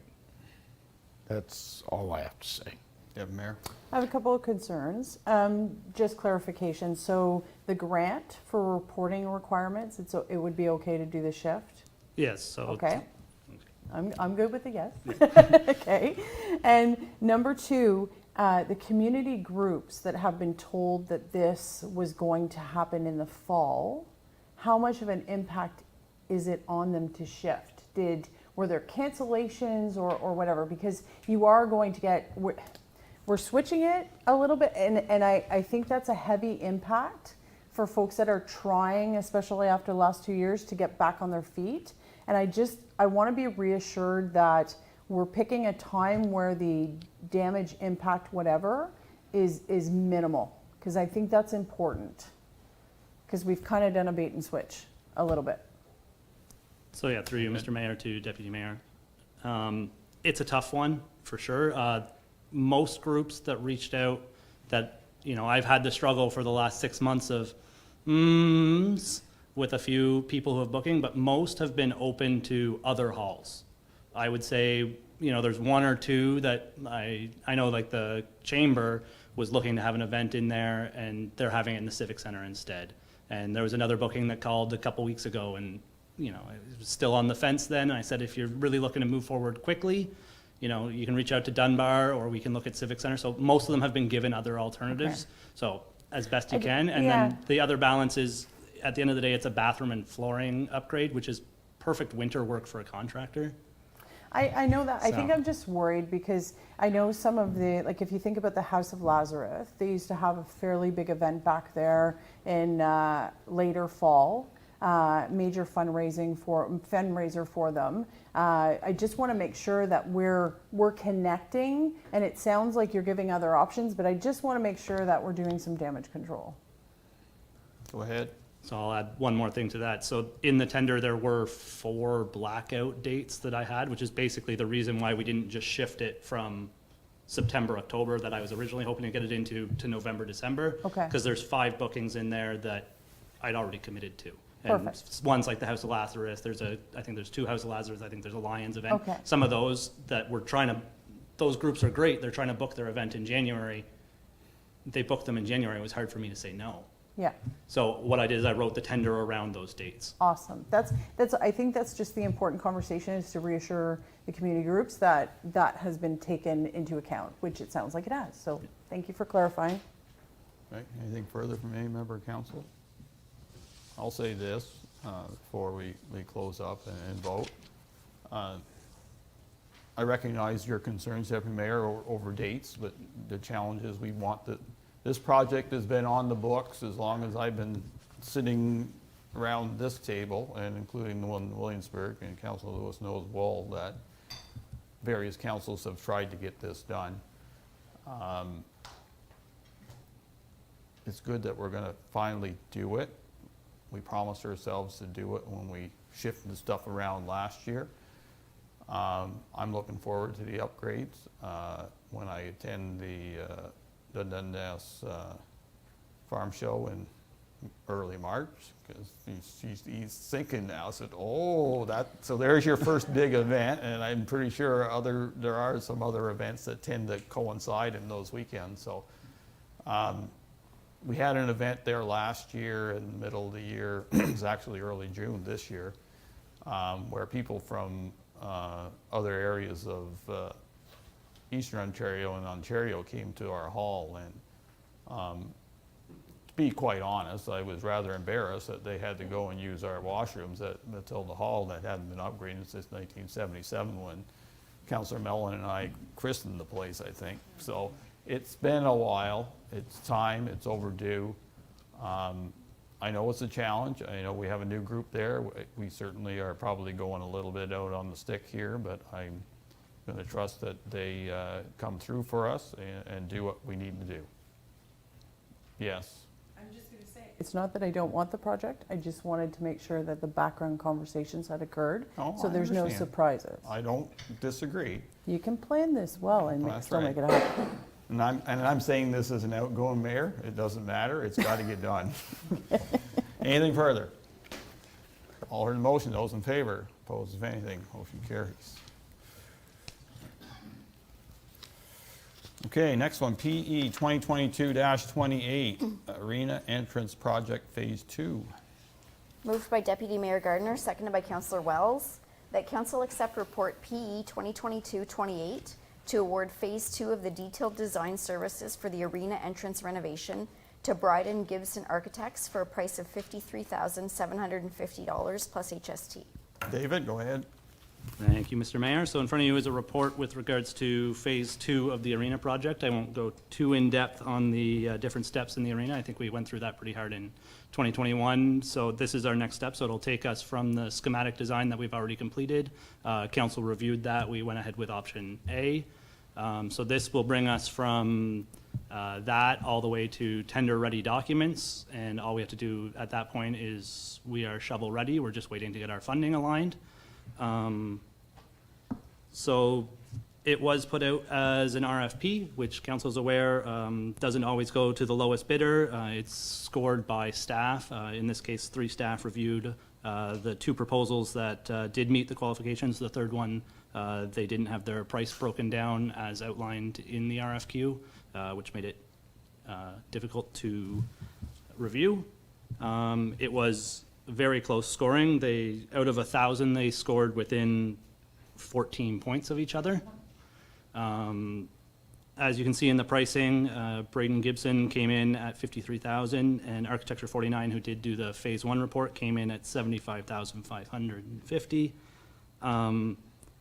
It's sort of, if I was putting an analogy out there, it was sort of the deciding whether we get the Cadillac or the Honda SUV. Both firms very qualified, strong firms. I will say, even on my own scoring, Architecture 49 scored perfect they prepared the Phase 1 report, but it wasn't quite enough to get over. And then you look at the other group, and it was still a strong, reputable group of consultants out of Ottawa.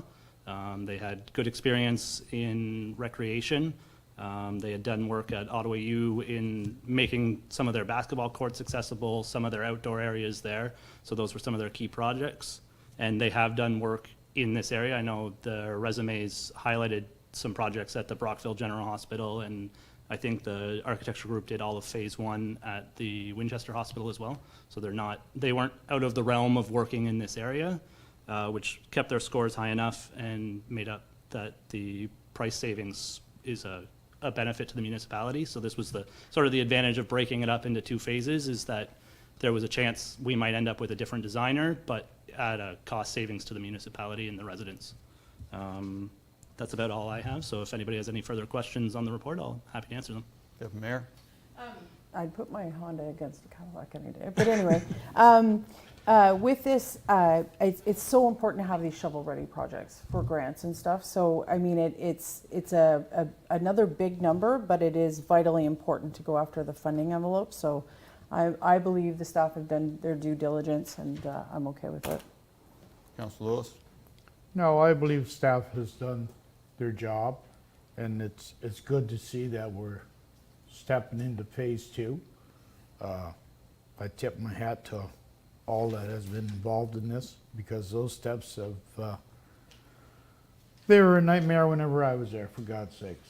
So, good work. Councilor Mellon? No, I mean, it's good. Right. Councilor Wells? Under budget, it's good to go. I'm good with it. Okay, you've all heard the motion. Those in favor? Opposed, if any? Motion carries. Make life real easy. Okay, next one, CS 2022-06, request for temporary exemption noise bylaw. Moved by Councillor Wells, seconded by Councillor Lewis, that the Council of the Municipality of South Dundas accept report CS 2022-06 to grant a temporary exemption request under bylaw number 2016-20, specifically general prohibitions by time for an event to be held on Saturday, October 15th, 2022. Go ahead. Sure. So, as you know, the municipality has a nuisance bylaw adopted in 2016, which prohibits the noise from the hours of 11 o'clock p.m. to 7 o'clock a.m. So the property owner at 12857 Young Road at Williamsburg is hosting a family wedding. So they have requested an exemption from the noise bylaw to extend noise to 1 o'clock a.m. And they have done their due diligence to notify their respective property owners and neighbors. And they have completed the prescribed form. So the staff recommendation is to grant this exemption.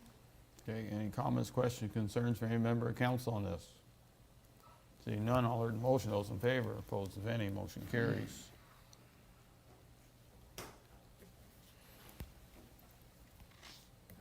Next one, CS 2022-07, request for temporary exemption noise bylaw. Sure. Moved by Councillor Mellon, seconded by Deputy Mayor Gardner, that the Council of the Municipality of South Dundas accept report CS 2022-07 to grant a temporary exemption request under bylaw number 2016-20, specifically general provisions, prohibitions by time for an event to be held on Saturday, September 24th, 2022. Go ahead. Similar to the previous application, the property owner at 4104 Brinston Road is requesting a temporary exemption to host a private wedding on their property and has requested an exemption from the noise bylaw to extend until 2:00 a.m. Similar to the previous application, the owner of the property has done their due diligence in completing the form and notifying their respective neighbors as well. So the recommendation is to grant the exception. Okay, any comments, questions, concerns? Go ahead, Deputy Mayor.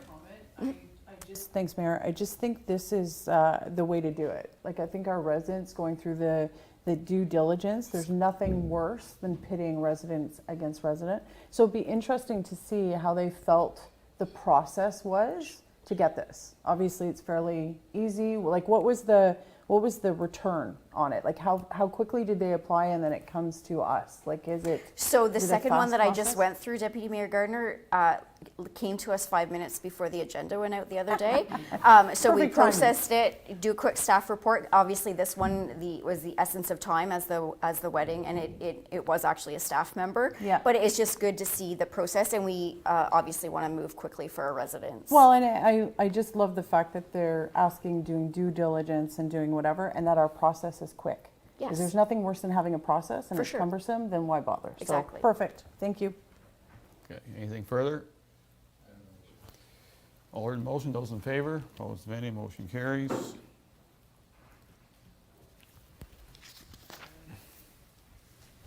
Into bylaws, first one, 2022-104, zoning bylaw amendment for DeCook.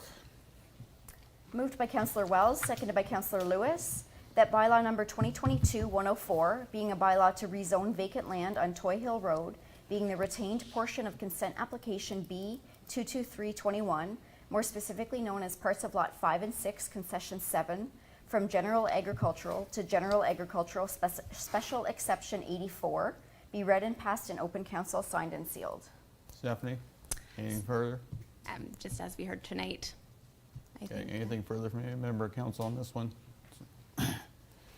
All heard the motion, those in favor, opposed, if any, motion carries.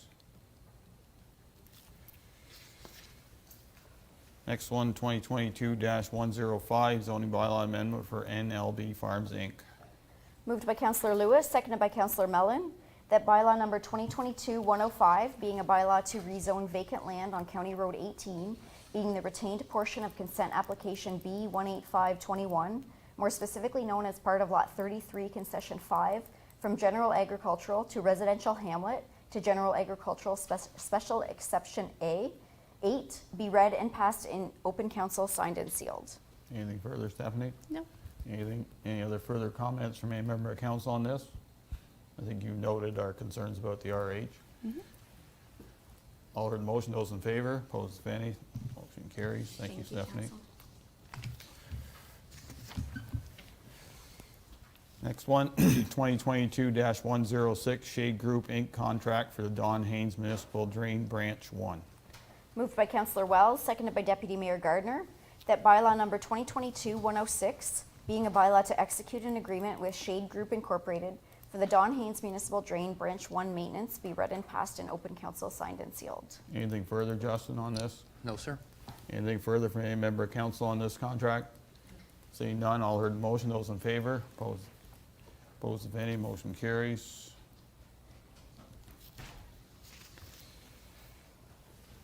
Next one, 2022-107, McWilliams Construction Company Limited contract for the Zandbergen Municipal Drain realignment.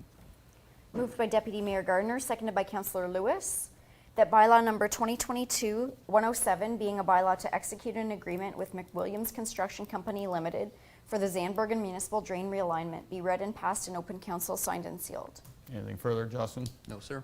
Council Mallon? Just I apologize, Mayor Byveld. No Never thought problem. of this when we were talking about it before. What is the time frame here on this Justin, and for shovel in the ground? Yep, so through you, Mr. Mayor, when I sent the tender out, it was stipulated in the tender, it has to be required by December 1st. December 1st? Yeah. Okay.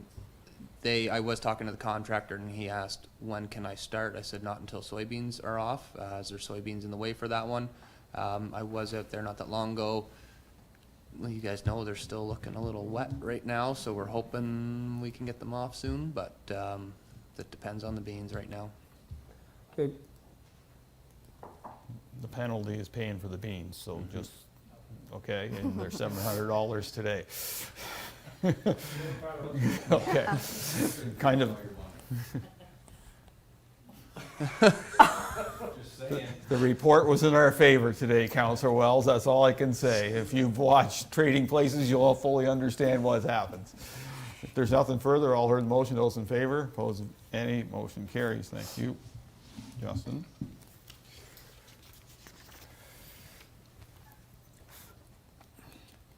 Next one, 2022-108, Fling Municipal Drain, first and second reading. Moved by Councillor Wells, seconded by Councillor Mellon, that council give first and second reading of bylaw number 2022-108, being a provisional bylaw to adopt the Section 76 Engineers Report of the Fling Municipal Drain. Yeah, you left too early. Anything Yeah, further sorry, on my this? apologies.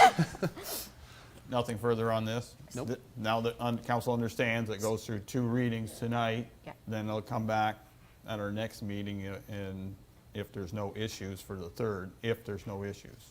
It goes for third after court of revision. That's right. Yes. Yeah. Yeah, there's process. Yeah. There was no process in the Zambergen drain because we were the buyers. Yeah. Okay, all heard the motion, those in favor, opposed if any, motion carries.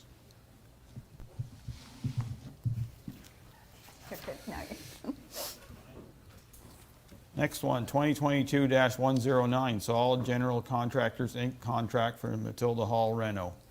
Moved by Councillor Lewis, seconded by Councillor Mellon, that bylaw number 2022-109, being a bylaw to execute an agreement with Solid General Contractors Incorporated for Matilda Hall flooring and bathroom renovations, be read and passed in open council, signed and sealed.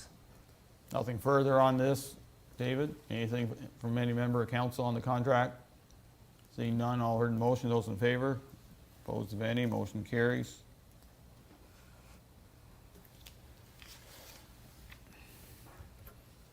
Next one is 2022-110, the Bryden Gibson Architect Inc. contract for the arena entrance reno. Moved by Councillor Wells, seconded by Councillor Lewis, that bylaw number 2022-110, being a bylaw to execute an agreement with Bryden Gibson Architect Incorporated for the arena entrance renovations, be read and passed in open council, signed and sealed. Nothing further? Anything further from any member of council on the contract? Seeing none, all heard the motion, those in favor, opposed if any, motion carries.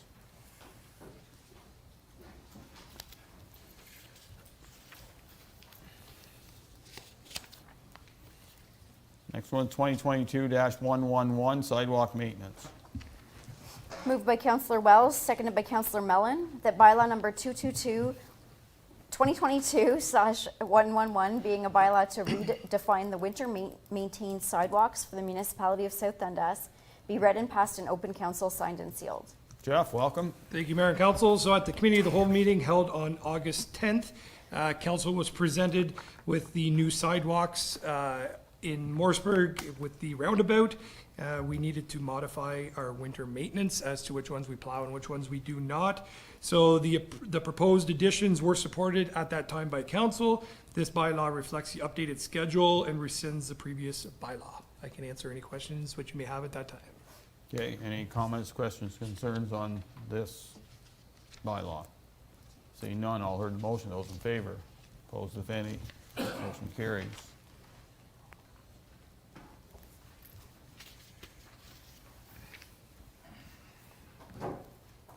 Next one, 2022-112, advanced vote.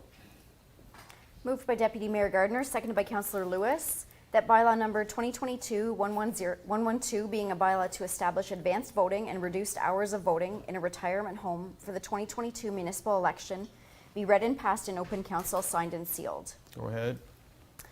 Sure. So under the Elections Act, the municipality is required to have a voting place in a retirement home or long-term care home that provides over 50 beds.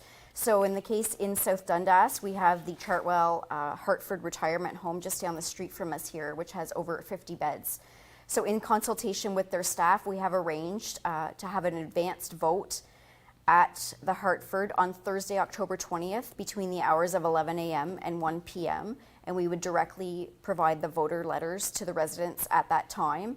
And CAO Garrity did bring up a good point about the potential of a COVID outbreak at that time. And because we do have the dual system of paper ballots and also internet voting, we have, in working with their staff, made an agreement that if there happened to be a COVID outbreak at that time, we would provide for computer services, and their staff are willing to assist the residents in voting if we're unable to set up a paper ballot advance poll on that date. Okay, any comments, questions, concerns from any member of council on this? Councilor Mellon? Yeah, you mentioned in here, Madam Clerk, that it's reduced hours or reduced time. What was it last time? How many hours did we put in? It was the same in 2018. There was a provision for a 2-hour time period. Oh, okay. Oh, I thought we were cutting it back from 4 years ago. Giddy up. Okay. Before I go on, who moved and seconded it? Deputy Mayor Gardner and Councillor Lewis. Okay. Any further comments, questions, concerns? Seeing none, all heard the motion, those in favor, opposed if any, motion carries.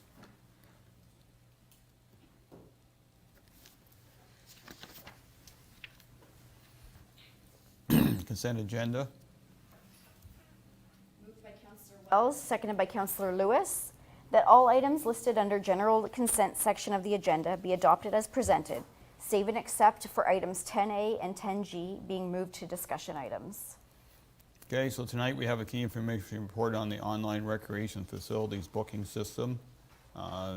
Information on the key information report on the Canada Healthy Communities Initiative Grant Award. We have building and planning July statistics. We have a request for a road closure from South Dundas Soccer. We have one set of Air Quality Waterfront Committee meeting minutes within the consent agenda. We have a letter from the Minister of Infrastructure concerning high-speed internet access to more communities, rather ironic tonight. We also have a letter from Minister Steve Clark concerning the Strong Mayors Building Homes Act. We also have a letter from OPG concerning an eel array project. We also have a request from Williamsburg Harvest Fest for our fire apparatuses, and we have a request also from the Matilda Memorial Association concerning request for fire apparatuses as well. All heard the motion, those in favor? Opposed if any, motion carries.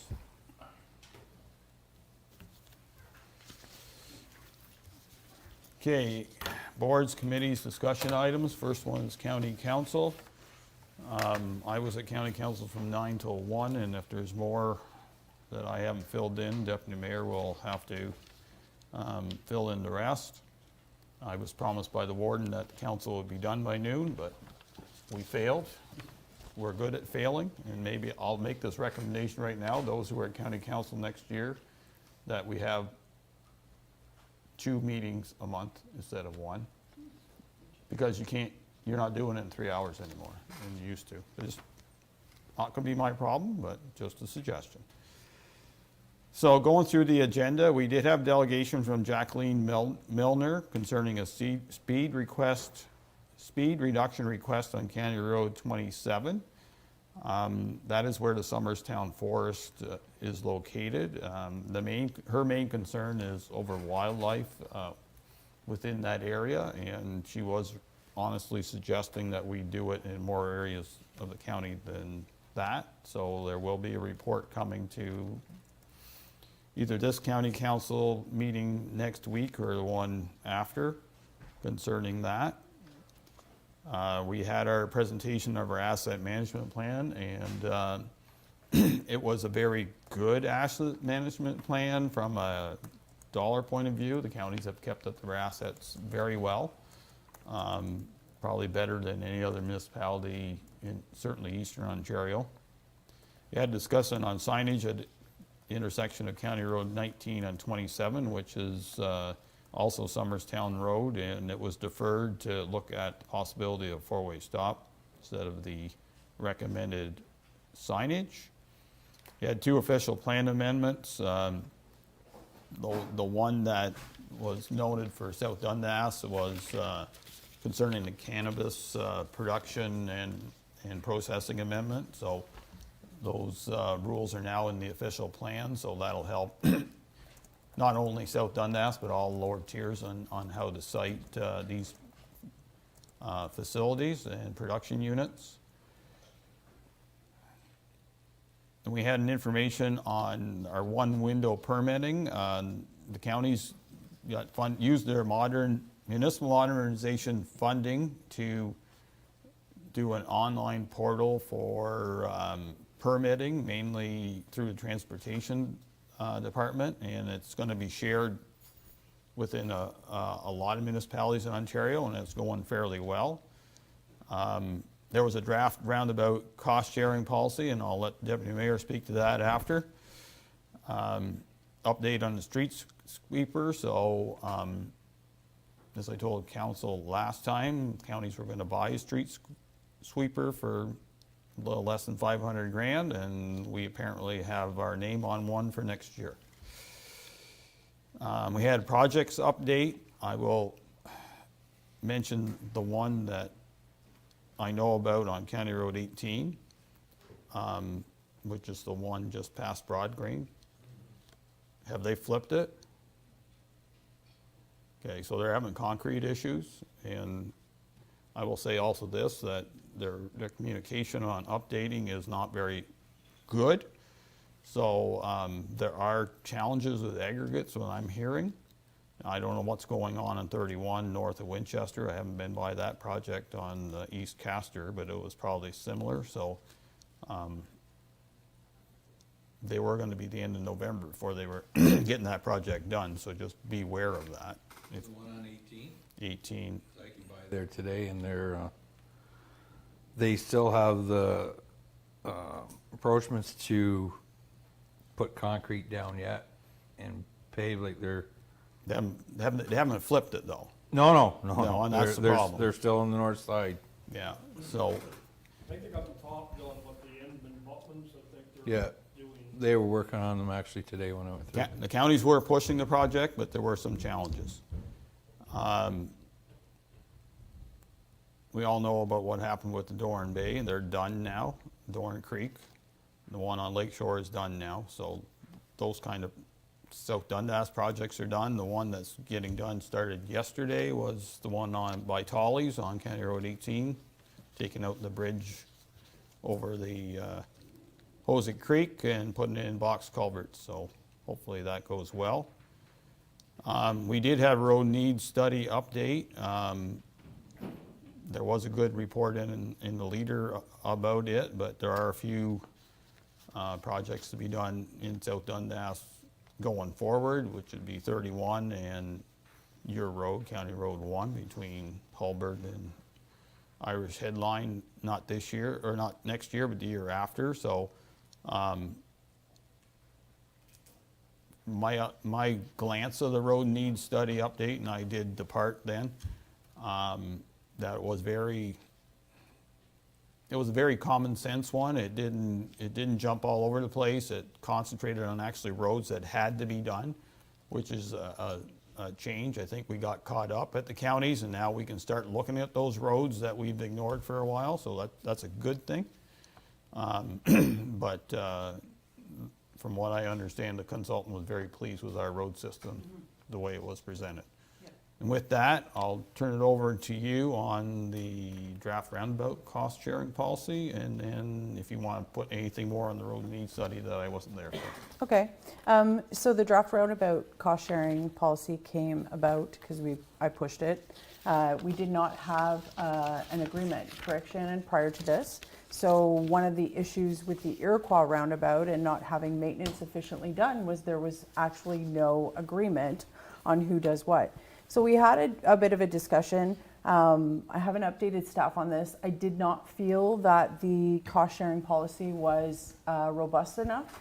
It did not address any of the landscaping like we see in Morrisburg, those rows of things where the county has decided to put them in, but not had a solid discussion about lawn mowing contracts, that type of thing around it. So it's actually gone back to add those things in. So I'm hoping, I'll send Ben an email tomorrow, but I'm hoping that he will then come back to staff to have a further discussion before they plant it. It just wasn't robust enough, and we did have a discussion about additions. So one thing to highlight, if we do as it stands now, as it's proposed, if we do improvements to Iroquois, because there has been quite a bit of pushback, the counties would be responsible for 50%. So I thought that was kind of excellent. But we did push it back. It just wasn't good enough. They didn't address any of the streetscape stuff and stuff like that. And one of the main points I pointed out was in that proposal, they had said that any landscaping stuff in curbing, they would automatically do it. Well, the Long Sault Roundabout is set up perfectly for that, where South Dundas falls incredibly short. So it was very not fair. So they have to come back. As far as the road needs, it was a good presentation. There's not really much more to add. The only thing I will add is I am making a presentation with Councillor Jaworski at the Ontario East Municipal Conference to bring the Eastern Municipal Councils up to date on where we stand with the rural education. So that's actually part of a breakout room, and if you're there, come by and say hi. But we're doing a presentation, so it should be hopefully well received, and we'll get more people on board to protect the schools. Okay. Comments, questions, concerns, from any member of council? I have a few comments for counties. I would like to see Ben come here and before we get into this cost sharing and do a delegation on exactly the mistakes, like what's going on there. We got one guy that's out there cleaning stuff. Tony. Well, whoever. Yeah. So then you go down, it's just looking like the 3 patches on the north side of the road is just ragweed or whatever it is. Like to have come back and we do a little report up that I think would be benefit, like if you take them out and just put things back to grass, it would make it a lot easier for the municipality as far as their mowing contracts and everything, because cost sharing, that should start at the very beginning, not sharing. Municipality shouldn't have to do any cost sharing as far as I'm concerned. That should be in the plan when the counties sit there and put these roundabouts, which are beautiful, I like it and everything, but they lack in moving on with it. But go ahead. That's the point, though. There was nothing that existed, and they hadn't taken any of those points into consideration. So if you watch the video, that's actually what we're bringing up, is you're saddling a municipality with all these extra costs to take care of the stuff that is not maintenance. It's not very maintenance friendly. Yeah. You know, to have our wonderful volunteer be out there with his earbuds on doing it. I mean, we're not always going to have those people that want to do that, and it does look a little ridiculous that it wasn't thought forward. So Ben, Director DeHaan, was very clearly told that. That's why it was removed off the table. But going back to Iroquois, like these councilors sitting down there, like. Well, I wasn't there for we Iroquois. weren't there. No, okay. Whoa. I mean now, but we're talking about a 50%, like a share cost on it. Well, have the counties fix their mistakes, make it right, or show a maintenance plan to South Stormont, South Dundas, outlining what their proposal is, not just saying, okay, if you want to do something with Iroquois, we'll pay 50%. I don't think the taxpayers here should pay it. Ben should come here and... Councillor Wells, if I may, Mayor, the council at the time agreed to it. That's the most difficult part. There was nothing. There was just put a roundabout. Who cares what it looks like? Who cares who takes care of it? And so that's why that discussion has not happened, because it was already approved. So, I'm not- so here's your challenge, Counselor. I understand where Well- you're coming from, but there was nothing. There was nothing. Zero. Nothing. And they ignored it, and we ignored it, and it became a disaster. So we're trying to fix the problems there, and the problems that are here, to kind of be comparable to Long Sault. Yeah. Because anybody who drives through Long Sault, that's all done by the counties, not South Stormont. That's our bill, the big bill. That's funny. But it should be the big bill here too. Exactly. And part of it is that, you know, I'm not gonna toss anybody under the bus, but there's no forethought of who takes care of what once it's done. The consultants are all nice, they'll put this in, put this in, put this in, they don't care, because it's not they're gonna be a problem. I just came back from PEI, driving through roundabouts is pretty standard through Summerside area, and there's nothing in the middle. In fact, they make it more traffic friendly than we ever think about. Well, look what we did in But we don't Morrisburg. do We got that the here. Riverstone, Yeah. which was a good, like, But that cost us, how many dollars would that have cost us? That middle piece was probably close to 100,000. Okay, so all you did was put a little berm of grass in there and you mow the grass once in a while, it takes a long time before you get to 100 grand, you understand? we're not talking about the Riverstone 100,000, like, it's the whole concept of the whole thing. But what I'm saying is, I would like to see Ben come up here and have a maintenance program that we can see and sit down and say, whether, it won't come up to us anyways, but it'd be nice to see something. And actually, Iroquois was the last, nothing to do with us, but Morrisburg there was. Yeah. It Yeah. didn't start with us, Yep. but we finished it. Yeah. Yeah. And there was stuff that we said that just went through Ben's ear down there. Yeah. Like, you guys, I feel sorry for sometimes when you're dealing with someone that is just, Well, That's why we have to be aggressive, though. Well, This was right. not So, gonna so be we'll, nice. we'll carry your message, and we'll ask the director to come down here and have a discussion with us as council on where we should go with all this landscaping that we are now have. yeah, because I sooner have Ben there instead of sending an email. It's a lot easier to Well, be well, direct. yeah, a say, little bit "Ben." more direct, and Yeah, he I feels like the that. heat, and that's okay. Yeah. And I will Go say ahead. this, though, we push really hard, because if you look at the counties, there are only South Stormont and South Dundas that have roundabouts. So to convince the folks around the table that there's value in having these agreements, whenever some of them actually sat there and were okay with no agreement, we pushed really hard. And that's why. I'm not saying you're Yeah. not, but it's not getting done. Yeah. You can push as much as you want. You sit there and say, okay, I want this on this agenda, and I want, show me something. Well, but I'm telling you it is done, Okay, because we okay, had the that's- discussion Right, good. about the agreement. So just to finish this off, and we'll take your comments back, we did get 2 new allies because we're setting up for the Alexandria project, Yeah. where who does what, and that project will make this thing look like nothing because of 34 going through the middle of Alexandria, and Main they Street. want to do, clean up that street, clean up the sidewalks. They actually want to take the utilities down underneath, which I just don't know who's paying for that, but I mean, there's more to, there's just as much to beautify that or more than here. So in the end, there's lines of who does what. And all of a sudden, everybody says, not my problem. But then it comes to us, and we're asked, whose problem is it? And everybody else is saying, not our problem. We're going to make it somebody's problem. Simple as that. We have to. I'm good, we can, Okay. I'm done. Oh, we understand where you come from. Deputy Mayor Gardner, I let her go at it, and I'm the good cop in behind telling them to get stuff done. All good. Okay. Cemetery Board? No meetings. Iroquois District? Actually, we just lost a member. Yeah. I want to, Mr. Whitaker passed there, Charlie, I believe a week and a half ago. So, and he was on the committee, so our condolences go out to him. Okay, same with us.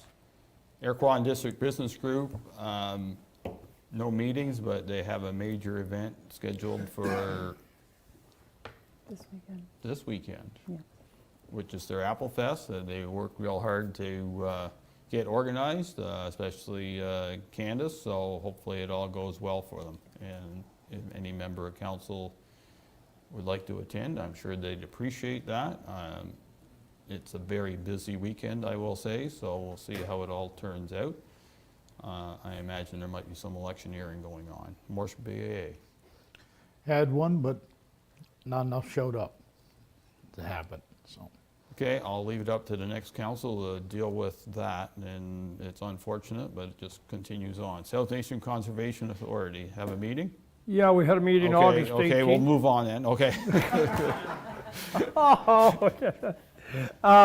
Couple of small things. They gave us an update on the SDNG roadside tree planting, quite a few. I asked about the Two Creeks Trail, and staff are putting together a work plan to work on making the trails more user-friendly and safe and make improvements on it. They gave us an update on some of the fish camps, and they just had their golf tournament just recently. I guess we spent most of the meeting. Angela Coleman, the general manager, is taking on the position as general manager of Conservation Ontario, so she'll be leaving, I think it's the 19th of September. Starts her new position on the 20th with Conservation Ontario. So we hired a firm to, I guess, look for a new general manager. Waterhouse, I think. Anyways, they have quite a list of resumes and places they've worked. Put together a committee made up of basically the executive and past executive members, 4 members, to work with them to try and come up with a new general manager. And we've appointed Carl Bicklin as he will be interim general manager until such time as a new one can be located and brought in on board. So the sooner the better, because they always do their budget fairly early in the year. But Angela said she will be around some, after she leaves, but obviously she'll be tied up with Conservation Ontario. So, and the next meeting is the 29th. We had Ontario East this week, and then next week is the plowing match, so they pushed it back till the 29th. Okay, 2 things. Budget. They're not attempting to do budget with the old members still sitting around the board table, are they? I wouldn't think so. I would think they would. So my thinking, you would strongly advocate against that. Yeah. Well, I really don't want to be involved in a budget That when you're I'm not not going part to be of. there. That's right. And other members may or may not be either, depending on how Yeah. the election goes, right? Yeah, exactly. Normally in the last year they did the budget a little bit later, and other years they've done it in November, I think. Yeah. Yeah. Well, they set the levy in October. Well, yeah, but I'm hoping they push that back with the election. I can't remember from 4 years ago when the budget fell in that election year. Well, somewhere in your doodle pad must be there. Or is it many doodle pads passed? Yeah. But I will definitely make a point to, Well, it's a big transition year, right? yeah, it's a big transition year, and like you say, Mayor Bylaw, who's going to be there and who's not going to be there, and I personally don't feel comfortable sitting on a board, passing a levy and passing a budget. And giving it to somebody else. A council that, I'm not accountable to. Yeah. So Yeah. I'll make that point. Well, Yeah, because, hey? You might have to change your number if you did that. Yeah. because South Dundas, so the SDG people are you and Steve Densham and Bill Smurl's still Yep. there, but Bill can't be there next year No, he'll have to, because they'll have to put a municipal Yep. person on that, and somebody from here will have to be on it. Yep. And then North Stormont is anybody's guess right now, the way it's going. So, and that could happen anywhere. There's some that will probably guarantee themselves there, but not very many anymore. So and you don't have a general manager. So there's a lot of things going against Yeah, I South know. Nation For them- and a transition where you are going into a new way of thinking for budgets. yeah, and realistically, we're pretty well in the middle of September. I don't foresee Maybe on the 29th, there might be a recommendation, but I can't see us having a general manager in place before probably the end of October, you know. Yeah, more than likely. Realistically. Yeah. And then you gotta have he or she in there for, you know, a couple of weeks, get their feet wet. You'd think. You would think, yeah. I mean, otherwise Unless you're you gonna have to apply do- and get yeah. the job. Eh? Unless you apply and get the job. Yeah. I'll be going over the Chesterfield Dam first. So I will make sure to, you know, bring that to their attention, that they're gonna have to probably push things back just a little bit. Okay, any comments, Councilor Mellon, on South Mason Conservation? Go ahead, Councilor Wells. Just wanted to comment that the fish camp, the one of them was, I just want to say, South Nation did a good job. My grandson was to it, just loved it, so I just want to tell you. They seem to be very well attended and very Yeah. well received. No, I've never been to one. It's good. Morrisburg Waterfront Committee? We haven't had a meeting, but I did want to note that there was a little bit of a fundraising partnership between the Chair, Michael Burton, and Reiki's, where citizens in predominantly Morrisburg purchased trees to add to the tree account. And I do believe there were maples, fair-sized maples, and I think it was over 10 that people had purchased. And just very quickly, I think it happened like just randomly to add to the tree contingent, and they'll be planted this year. So I thought that was kind of fantastic. Okay. Airco Waterfront Committee, didn't go to either of those two meetings that are in here, but I will bring up the last one under H. South Branch Committee, no meeting. No Carmen House. Dundas County Archives, no meeting. Tourism Advisory. The only thing I want to add with that is we've kind of wrapped up everything, but I did have the occasion, I think it was in August, we invested in that tourism app, and I was actually at the winery, and people are not just using it for a game, they're using it for tourist information. So there was a large family from Quebec that came and looked and scanned the app without even being told, and they were using it to plot out their next move around South Dundas. So it was kind of cool to see it in action. For sure. Economic Development. We did have a meeting. I was unable to attend, but we do have the awards coming up. Yes, my understanding it'll be at next council meeting. Yeah. If things go well. Doctor Advisory. Waiting for the election. There hasn't been a meeting. Oh, I thought you would have had a meeting with. My grandmother passed away, so I wasn't able to go. Oh, okay. Well, I thought Minister Jones would have came here and told you you were Yeah. all right and Yeah. they need help. Yeah. Okay. The fun stuff. Request for relief of tax interest and penalties. Who's bringing this one forward? Lachlan?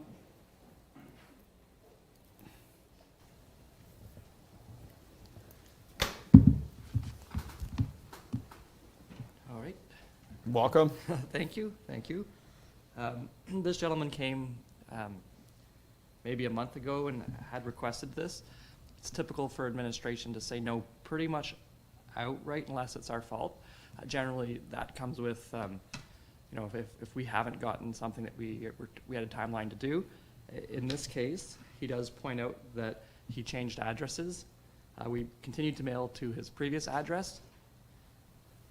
I guess he got caught whenever we started doing the property tax sales, so it's a little bit more comprehensive. The company goes and they contact everyone, and then that's when he came to know about this situation.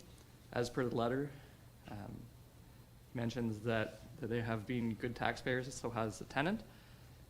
From an administrative standpoint, and also from a legislative standpoint, we have no requirement to find out when people, like, it's the property owner's responsibility to let us know that they're moving.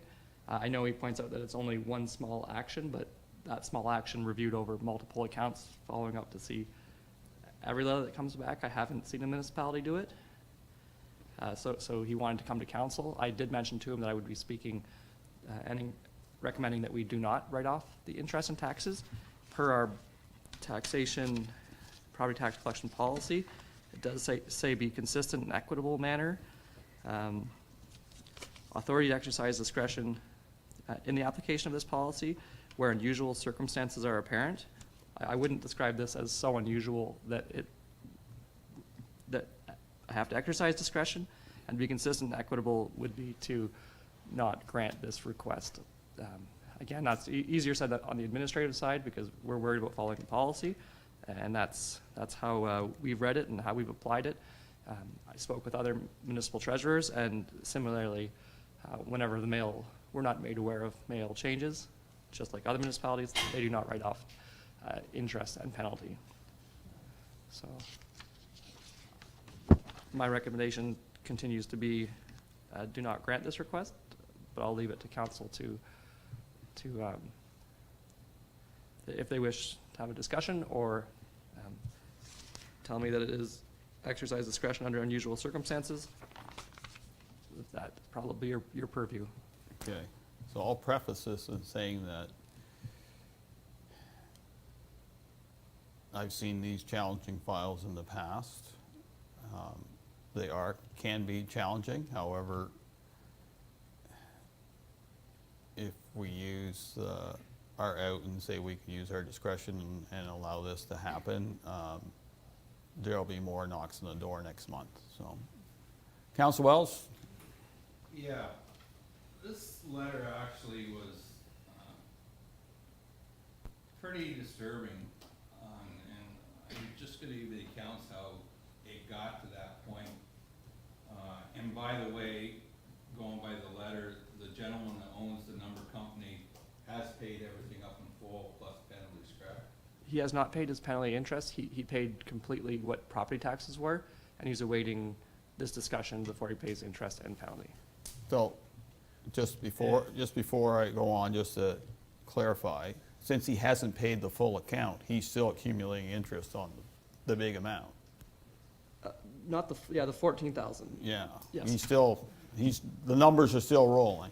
Yes, because if I may, whenever somebody pays their taxes off and not in full, it gets applied to penalty interest first, then the oldest taxation to the newest. So as much as he's paid the value that the property taxes were owed that day, by virtue of, I guess, every municipality in Ontario, He's still in arrears. He's still in arrears. Okay, go ahead, Councillor Wells.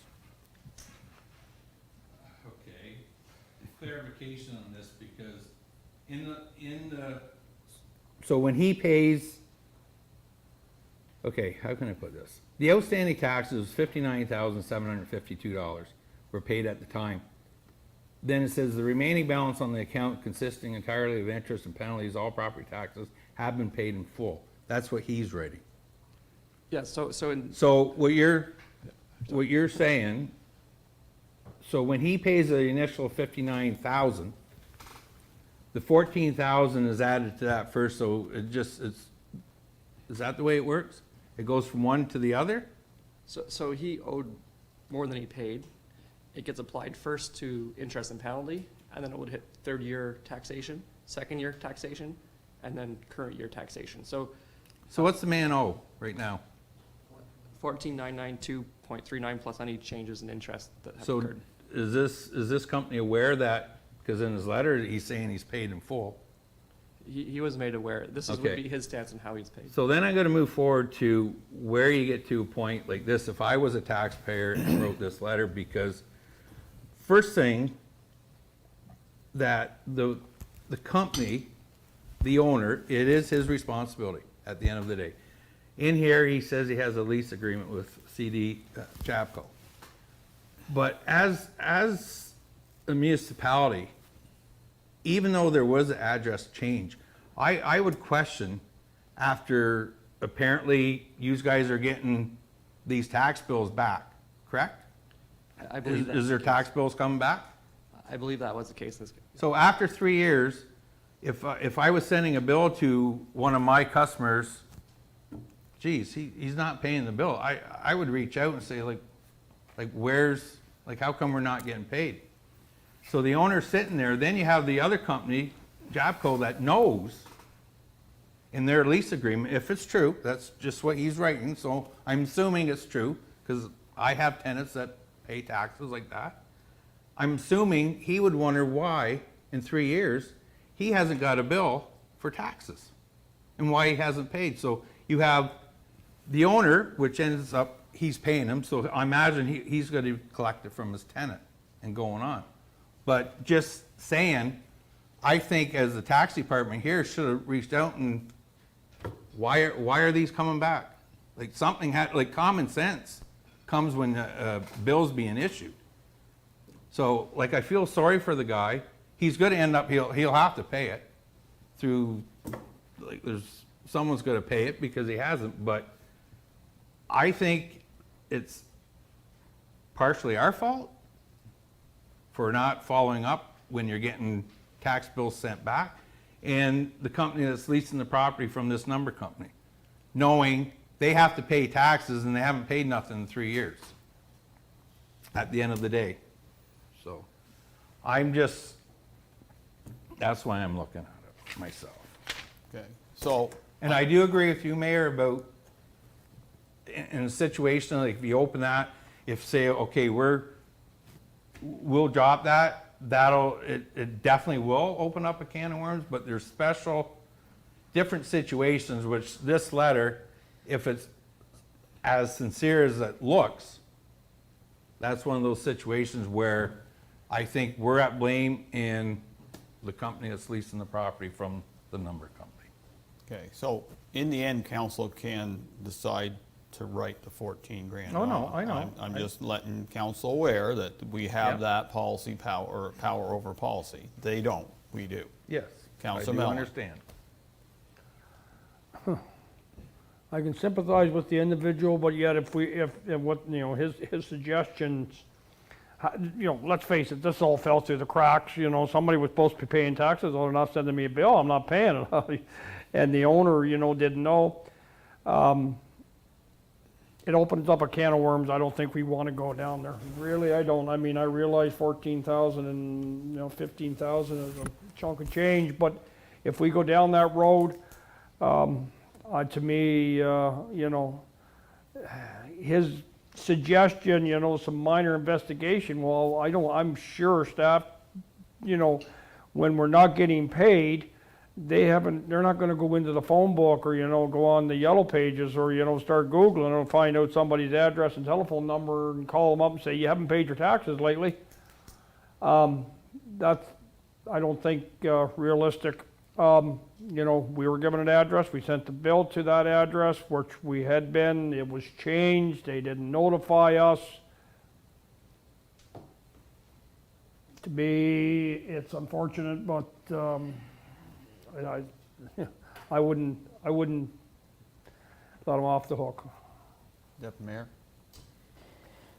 When I read the part about the fact that the tenant knew, as per the lease, that they were responsible for the property taxes, I feel like this is a court issue between the owner and the leasee. I feel like the owner is coming to us, kind of trying to adjudicate who gets what, when in reality, I think the tenant thought it was a loophole because they hadn't received a tax bill, but it would have been noted in their lease roughly what the property taxes were. I mean, people aren't going to rent something and not ask if they're liable for the property taxes, what they cost. How do you even budget? So, I mean, anyone that's owned a property knows that there's property taxes involved, and it doesn't automatically go down to zero at some surprise time. So, I feel for the person, as to Councillor Wells' point, but I feel like we are not the entity. He needs to collect it from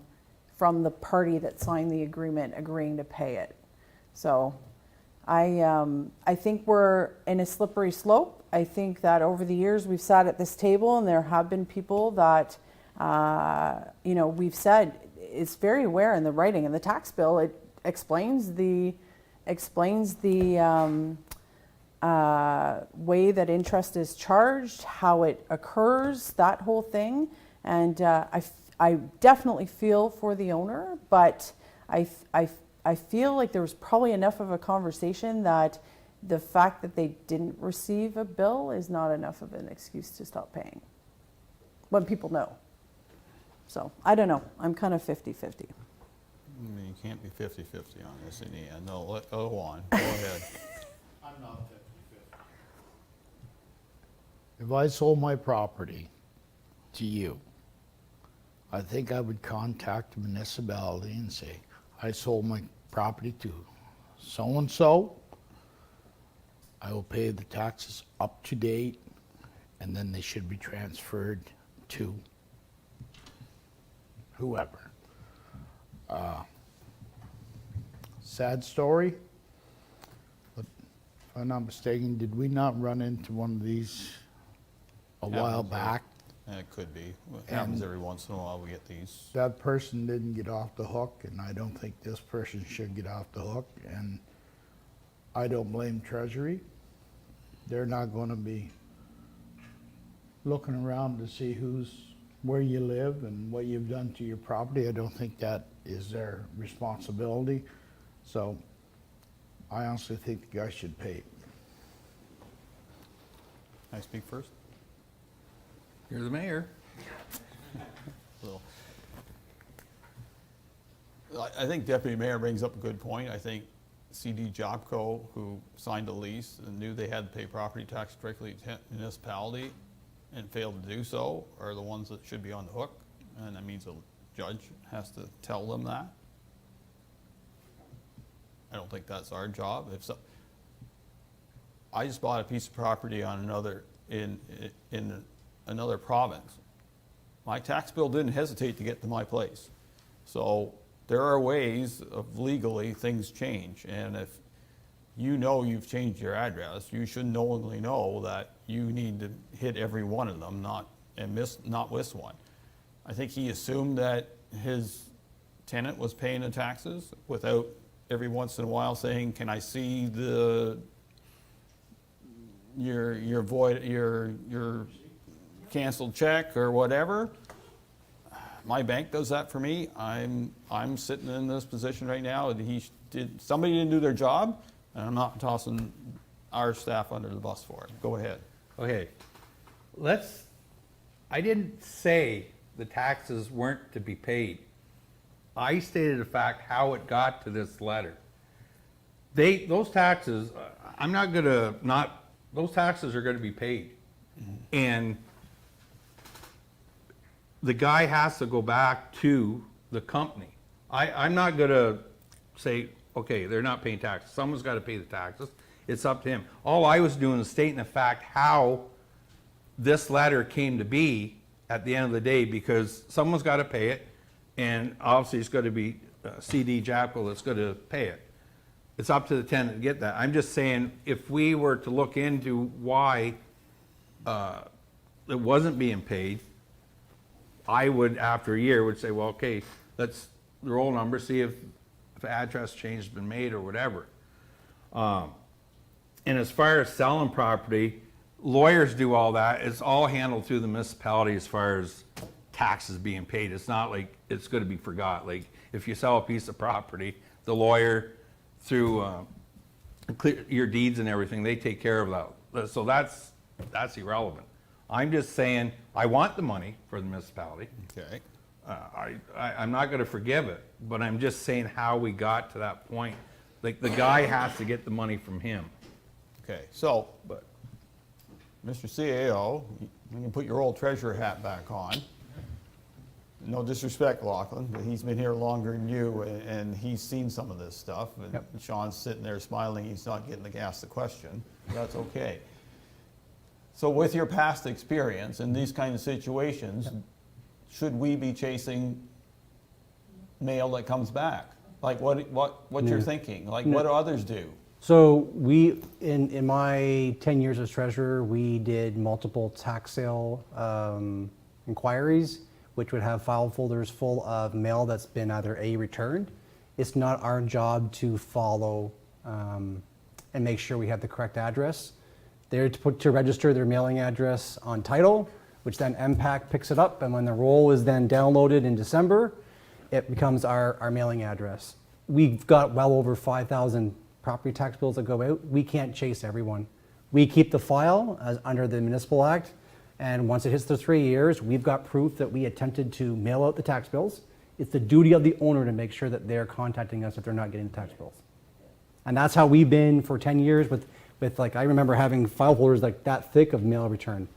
We get their attention. Once we do the tax sale certificate, that then goes to every owner that has an interest in that property. That's when we catch them. Okay. That's the explanation from their point of view. I'm good with that. I guess at the end of the 3 years, we're gonna get all the money and plus interest, so maybe it's a good business move. It's Not to follow up on It's not anything. saying that we don't feel bad when they get that bill, but ultimately, if we have to chase everyone, we need a full-time position just to chase those people. And their addresses it's their duty to contact us and change their address. And like I said, we deal with well over 5,000 tax accounts that we can't constantly keep up to date on it. Be interesting just to see how many actually comes back out of those 5,000. I bet you there's still a good, we used to have, on a weekly basis, we used to have a stack like this that used to come back of tax bills. And it would range from all addresses. Now I think that stack's getting lower because people are actually getting the hint, okay, I need to put my new mailing address into the system. And then of course it happens. But sometimes you gotta learn the hard way in order to make sure that, we had one similar to this one before where it was the tenant. It was the tenant's responsibility to pay the taxes, and the way we dealt with it 3-4 years ago was the owner needed to go after the tenant. Well, it's always the owner of the property has to. Absolutely. Whether it's water, utility, or got whatever, it. it's always, I know Yep. the routine. Yep. I just given my opinion on Yep. how this letter that's in front of me got to where it is right now. Absolutely, so agreed. Okay. I'm done. Okay, so we're all saying no? Okay, then please write the owner a letter and tell them that council is following the policy. Thank you, Lachlan. For now, request from Morrisburg Lions for alcohol sales at the arena. David?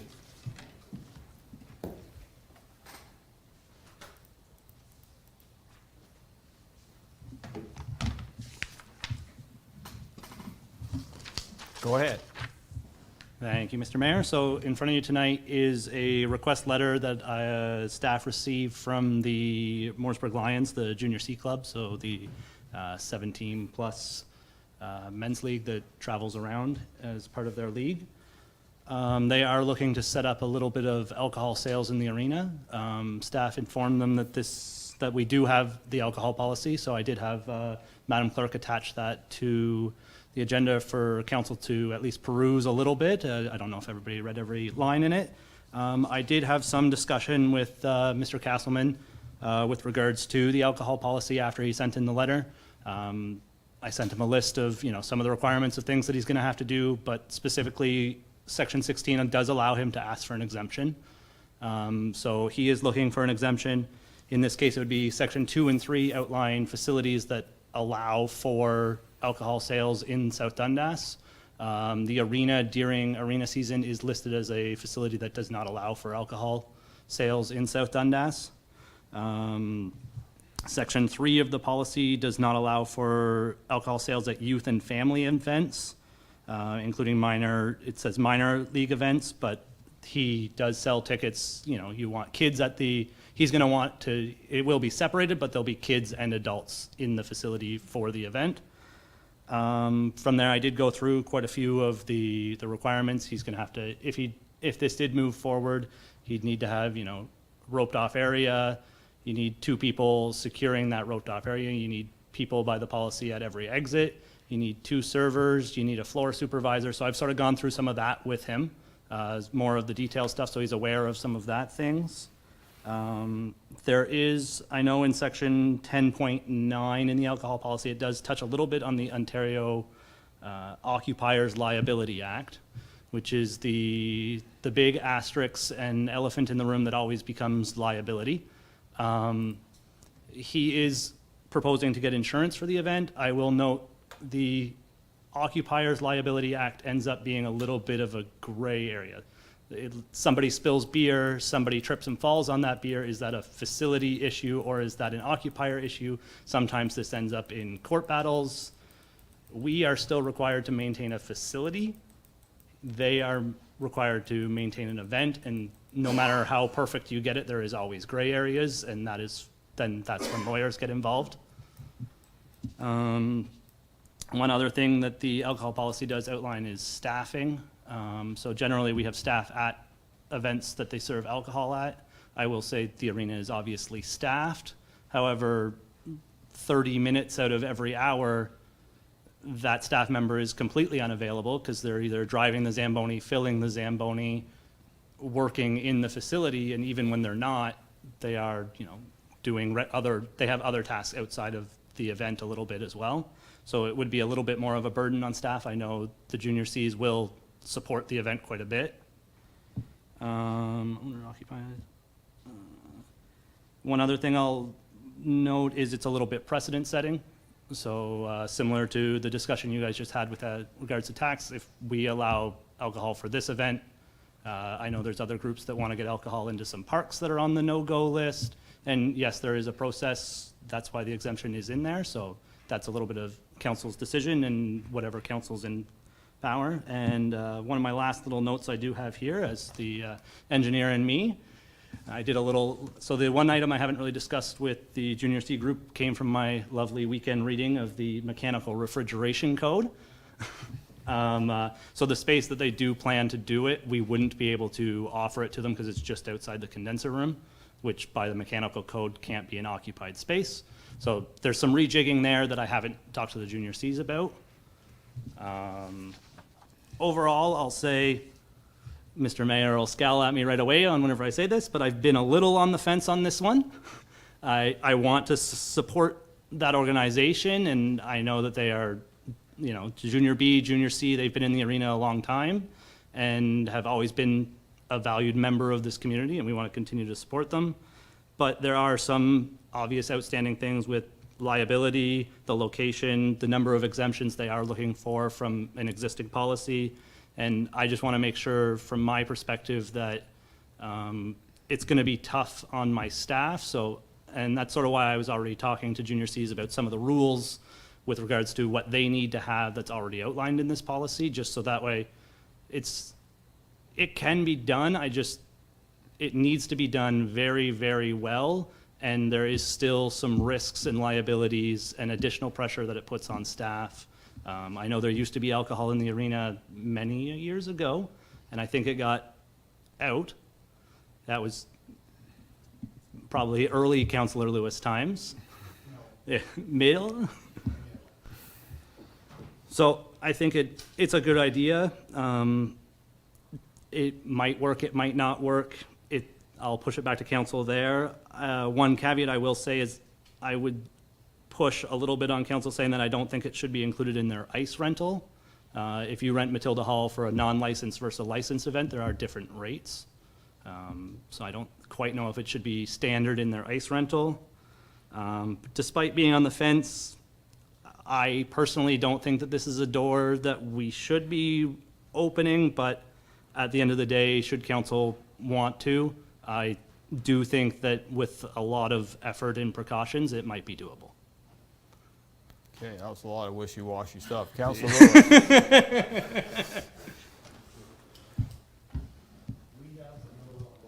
See, you give an inch, they take a foot. If we say yes to the junior Cs of Morrisburg, how can we turn any old-timer team down that plays in our facility? You can't do that. And they want to put the beer garden down at the far end of the rink where there is a door. So if Councillor Mellon and I go to a hockey game and I'll say, well, hey, Arch, I'll open the door, go get us a beer. So, and I was the one that come to council to get rid of the alcohol. I used to work shift work, 1, 2 o'clock in the morning before you got out because you couldn't kick them out of the dressing room. I left them in the dark. That's the only way I got them out. So I love the junior Cs to death, but my answer is no to alcohol. We have the policy, and as far as I'm concerned, we keep policy in play. Mayor? I'm listening to the staff recommendation. I think you say you're wishy-washy, but I listened to you, and it sounds like it's going to be a lot of work. And I understand, I mean, I have great respect for long-standing community organizations. However, I do have a lot of experience with large groups in situations where alcohol is added into the mix, whether it's campsites or that type of thing. I spend a lot of time at 2 a.m. having discussions. So with this, I think there's no way that the municipality would not be liable. And I don't think you can present, I mean, maybe you can, present us a scenario where the liability would be strictly on the organization requesting. If you can do that, then I would probably say, okay, let's go, because then it's their risk. I think this is at great risk. We've sat around this table, had people trip over sidewalks, and this is when they haven't had alcohol in their system. And we are always liable. Even when we don't want to be, we're liable. So I worry about that, and I remember the history of why it was taken away. I like the idea, that, I understand the concept of the idea, and I really wish it was just a simple request where it was a bunch of hockey players want to have a beverage after a game and everything, but there's reasons why in communities all over, they pull this. There's reasons why, and I don't know if South Dundas would be any different. And for me, I don't use the L word as an excuse very often, but in this case, I don't think there's too many contributing factors where we would put so much pressure on staff that, how do you control it, right? It doesn't sound like you're comfortable controlling it. If you were at the table saying you're comfortable controlling it, then I may be willing to try a pilot, just to see if we can make it work. But I can tell you're not comfortable, and I can tell this council and probably the next council is not going to give you the staff that's going, if you came to us and say, hey, we have X organization, doesn't even need to be this. We don't have to personalize it to this organization, but X organization that wants to do this, I need 2 more staff. Most council members are going to say, what? Just for one thing? So I think it's unfortunate, but my experience with human behavior and mixing that, there's no way you're going to be able to tell us that we wouldn't be liable. Right, so. Councilor Wells. There originally, I heard this prior to even seeing this. Kevin's a good friend of mine, and we get talking about stuff. And over the years, like when I was playing hockey there, and the Chubbs tournament and stuff like that, it was good at the time. And I can go back to where Councillor Lewis was there too, and going by our policy, and we're talking, it's not like I'd be more willing to go along with if it was like a town league type deal where if they want a beer garden, but like we're talking junior C, so it's more of a night, like you're talking kids from whatever 15 up to 18, 19. I think it'd be more, even if the junior C's, once they get going, maybe even at the end they would think it'd be more of a headache than more of a value by the time they paid servers and eat. Well, I guess they could get it volunteers to do that, but I just right now, like, I'm kind of 50-50 on it, but leaning more towards not having it. Councilor Mallon. We'd be opening up a big can of whoop ass. Our facility isn't designed to handle, you can't put them in a corner and, nobody puts baby in a corner. That's not going to work. And how do you turn down the Chubbs? We could have a tournament there every weekend and people are going to want alcohol. It's a moneymaker for them, probably. It may not and I totally agree with Deputy Mayor Gardner. Within 2 years, we'd have ourselves in court on some kind of liability issue. I'm sorry, it doesn't work. If we had a different facility, like in, on a road, like, use the Winchester Arena where they had the, that bar area up there. That might work, but roping off that corner and the control issue would just be a no. Okay, you have enough no's to say no nicely. Give them a good explanation. We're concerned, and it's cost, it's liability, it's logistics, it's all that. And I know they'll say, well, it works here, there, and everywhere else, but maybe they haven't experienced one of those things that makes a council person shudder when they go into a closed session and they get told that they're getting sued by somebody over something that they thought was an easy decision and could have been something different, so.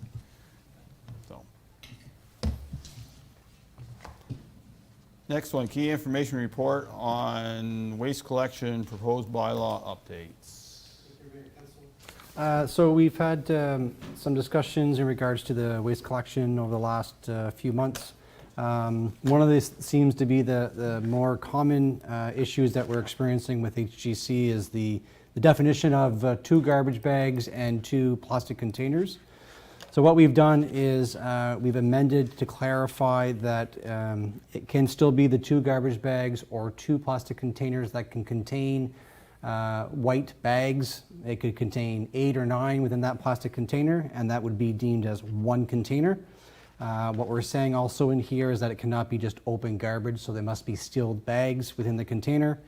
In addition, while we looked at that change, we made just some minor changes in regards to some of the language in the bylaw, as well as we updated the landfill hours that was approved by council back a few months ago, as well as the locations of our compost sites that are advertised annually, and just some other minor changes. So this is more just draft tonight for council. If there's anything else that council wants to see changed in this bylaw, and then we would bring this back at our next council meeting for approval. But I think the clarification on the plastic will go a long way in providing HGC with the wording that they need. But I'd be more than happy to answer any questions that council may have. Have you had any discussions with HGC since our last meeting? We've had some discussions with HGC. I've gone through the contract as well with them in regards to some of the sections. I think the biggest issue they have, and it's something that I think is across the board in other municipalities, becomes the staffing shortfalls that they're having right now, where they're having the hard time of keeping staff. So they might have staff on for a month and then they go somewhere else, and then they're training new staff again. Some of their equipment have broken down that they're getting repairs on. When I talk to municipalities, even City of Brockville, they are having shortage of contractors as well. So I think there's a couple of different moving parts, but I think even this minor change just defines what's required, so they can then improve their onboarding when it comes to new staff. Okay, I don't disagree with that last statement, but all the other ones I have a big challenge with. They signed the contract. Yep. It's their problem to make sure their equipment runs. Absolutely. They got enough money to buy brand new equipment for 7 years of the damn contract. I'm sorry. Yep. Everybody's having problems finding staff. They're gonna have to suck it up. Yep. And you know what that lands up? It means the boss sitting in the office is gonna better have a DZ license, because when John Boy doesn't show up to do his work They have to because get he's in had there. a party the night before, Yep. they have to get people out there. Absolutely. And our biggest challenge in South Dundas is the consistency of times. I'm sure Mhm. of that. And I know they'll say, oh, they're supposed to have it out by 7 o'clock. And people on Parlow got caught during the Doran. That's not an excuse. The challenge here is that people like consistency. They're used to consistency, and that's the way sometimes they have to keep in mind. They should come to us and say, this is the route, we're gonna try to stick to this route. If we're gonna change the route, we're gonna let you know. Yes, correct. We don't change this route on our discretion without talking to it, because it causes everybody to get upset. Like, I know in the end it says 7 o'clock in the morning, but, you know, and that day it was at Parlow, and I'm sure others got caught in Lake Shore, and I know Councilor Mellon had it called on too. Example of my place, they're usually not there till 10:30, 11 o'clock, so I don't get excited till 9 o'clock, then I get stuff going and I'm out. I was sitting in my office at 8 o'clock and I heard a rumble of a truck go by. I said, uh-oh, now I know why, and I went and I didn't get caught because they went the wrong side. They did the west side and didn't do the east side yet, but others did. As soon as I flipped, well, they're gonna miss it. So it's the consistency, and if not gonna be consistent, people have to know, rightly or wrongly, but they need to do their job. It's like I always say, people need to do their jobs. They signed up the bill, and I know Councillor Wells is gonna say this 100%. I can read his mind right now. We should have just did it ourselves when we had put this baby out and did it, and found the equipment and did it ourselves. Because in the end, we can control our own staff, and if somebody gets sick or doesn't show up, we'll have other staff there on roads that could do that kind of job. They can drive a truck. They may not like pick up garbage that day, but we'll pay them an extra $1 a day, $1 an hour just to get stuff done. That's where we failed, unfortunately. It's this conversation we've already had that, you know, what services do we do in-house that make us work better? What services we let someone else do to make us be more efficient? Because I've been told by somebody real close to me, and it doesn't live in my house, but lives close, that municipalities don't do anything efficiently. Someone else can do it a lot better. I don't totally disagree with that statement, and I don't agree with the statement at times, but we have to manage this file better. And if it takes somebody going into the HGC office and say, we got a problem, we're gonna fix it, or we're gonna find whatever out we can to get the hell out, we'll get out. Go ahead. You've gotten a ton of emails from me over this garbage stuff. I don't like the fact that their first response is problems with drivers and all that stuff, because at the end of the day, the garbage is getting picked up. So that's just an excuse to offer poor service. I 100% agree with the mayor. They have failed they've failed consistently on their consistency. That's the big problem. And I do not like the driver getting into major discussions with our residents when they are kind of willy-nilly with the rules. So I mean, I'm glad that we've changed the bylaw, but they need to be reeled in big time, because that was a big contract, and I was one of the people that has seen other municipalities that have run their own, and you can have those discussions about how people deal with residents. You know, I've watched them, some of the senior ladies will put stuff out on the curb. They're like, they've taken the energy to toss it, you know, into the ditch, that type of thing. So I think we're done with the excuses. They've kind of done those excuses all the way along. I know I've received enough phone calls and emails with this that they are absolutely inconsistent, and I find that the drivers, if they're having driver issues as far as consistency or getting people when they're sick or whatever, I can pull up 3 emails from 3 different residents where the driver has targeted them week after week. So I'm not even going to buy that excuse. That just seems like an excuse for poor service, and the contract is a big one, and our residents have never, since we renewed that contract, been pleased with what's going on. So hopefully this whatever, but they absolutely need to just stop with that, with the confrontation and the, you know, excuses and all that stuff. Because they're picking up the garbage at the end of the day. Right. So it's just an excuse because they're still able to pick it up. They're either picking it up that day, or or the driver's picking it up the next morning on their route. But I don't disagree with your points. And one of the things from tonight's meeting is, if council's good with the language, is I'd like to follow that up now with a letter to HGC, but outlining our contract, that we've got measures in our contract. If things don't change, then we've got things that we can enact. So that needs to happen like yesterday, because the contract does need to be pulled. It does need to be enforced. And as the mayor says, I really don't care. They know what they signed up for. They need to moderate about it, because this has never stopped. Like, since we've renewed the contract, it's never stopped. And it's not, Shannon, you need to kind of throw it hard at them. Like, enough with the excuse conversation, because it's not getting fixed. Agreed. Councilor Lewis? Well, I've had one share phone calls also. Yep. And I have called Jeff on some of them. Mm-hmm. I thought whenever we signed the contract with them, we were supposed to have 2 new dump trucks.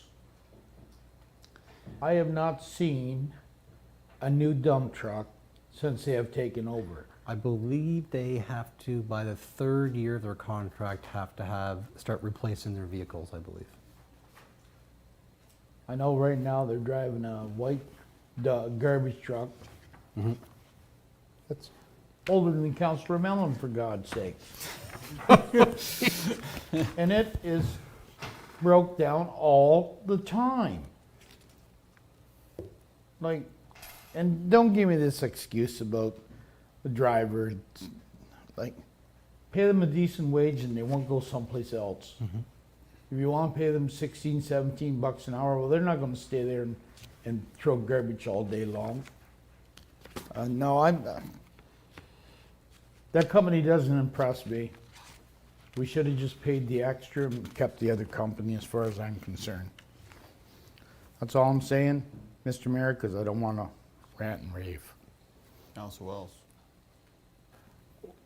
Well, I guess just echo what's going on. I also did a lot of calling, not received calls, called because my garbage there went 2 days without not getting picked up.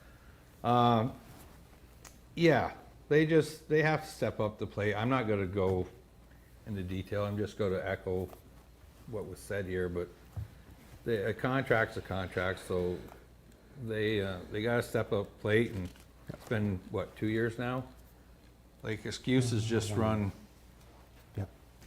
You can only take so many, right? So that's all I have to say about it. Council Mellon? I'm glad that you've changed the garbage, the 2 bags in the container. As far as their excuses go, there's a quarter. They can call somebody who cares, because I don't. Put them on a short lease. Yep. They either pick their game up, or I would give them till the end of the year. I'd fire their ass. Mm-hmm. Mm-hmm. I would fire their ass and I would bring somebody else in, because we and staff do not, that one day, Shannon, you were answering emails at 8 o'clock, 9 o'clock, 8 o'clock on a Friday night. I was getting phone calls, and I'm sure you guys are getting more than me. There's an east and a west side and a north and a south side every road, and if they can't figure that out, they shouldn't be driving a truck. They should just go on back to wherever they want to go to and get out of South Dundas. I give them to the end of the month, and I would, I would put them on such a short leash, they'll think their shoelaces are coming up. We paid enough money, pick it up or get out. I'm done. Okay. I think you've heard our rants. Yep, no, we said we'll follow up with the we'll follow up with the letter, we'll I'm gonna review it. follow up the letter. Yep. You get HEC in this room, and if it takes me and you, and if some other counselor wants to ream them out, let's have it, because we're not, some of us care about being here next year, and some of us care about who's here next year. And we're not, this is egg on the face of this council, because we got a contractor that's not doing their job. So if we just say, oh, well, that's not our problem, it is our problem. Yep. Okay. And I care. And I want this problem fixed before this term is out. And sometimes it takes a little bit of head knocking to get that done. Okay, anything further on this? Okay, because we're running out of time. You need 5 minutes? I'm not saying, it just might be beneficial. Okay, well, like 5 minutes. Cut us off before we all blow up here.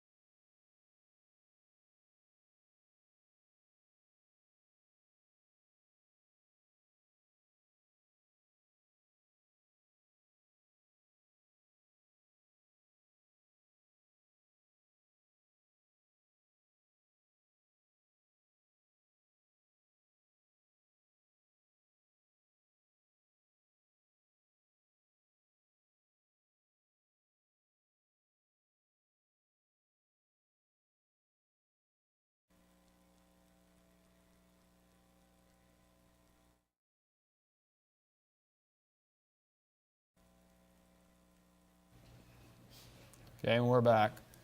So we're going to the next part of our agenda, key information report on fleet repairs. I asked Jeff to report on a couple items. So Jeff, welcome back. The tractor repair was rather concerning, so can we explain that a little bit? Yeah, And then just a comment on the battery thing on the grader, because that popped a little thing in my head. No problem, for sure. So, Tractor 89, it lists here hydraulic lines and couplers for the rear remotes.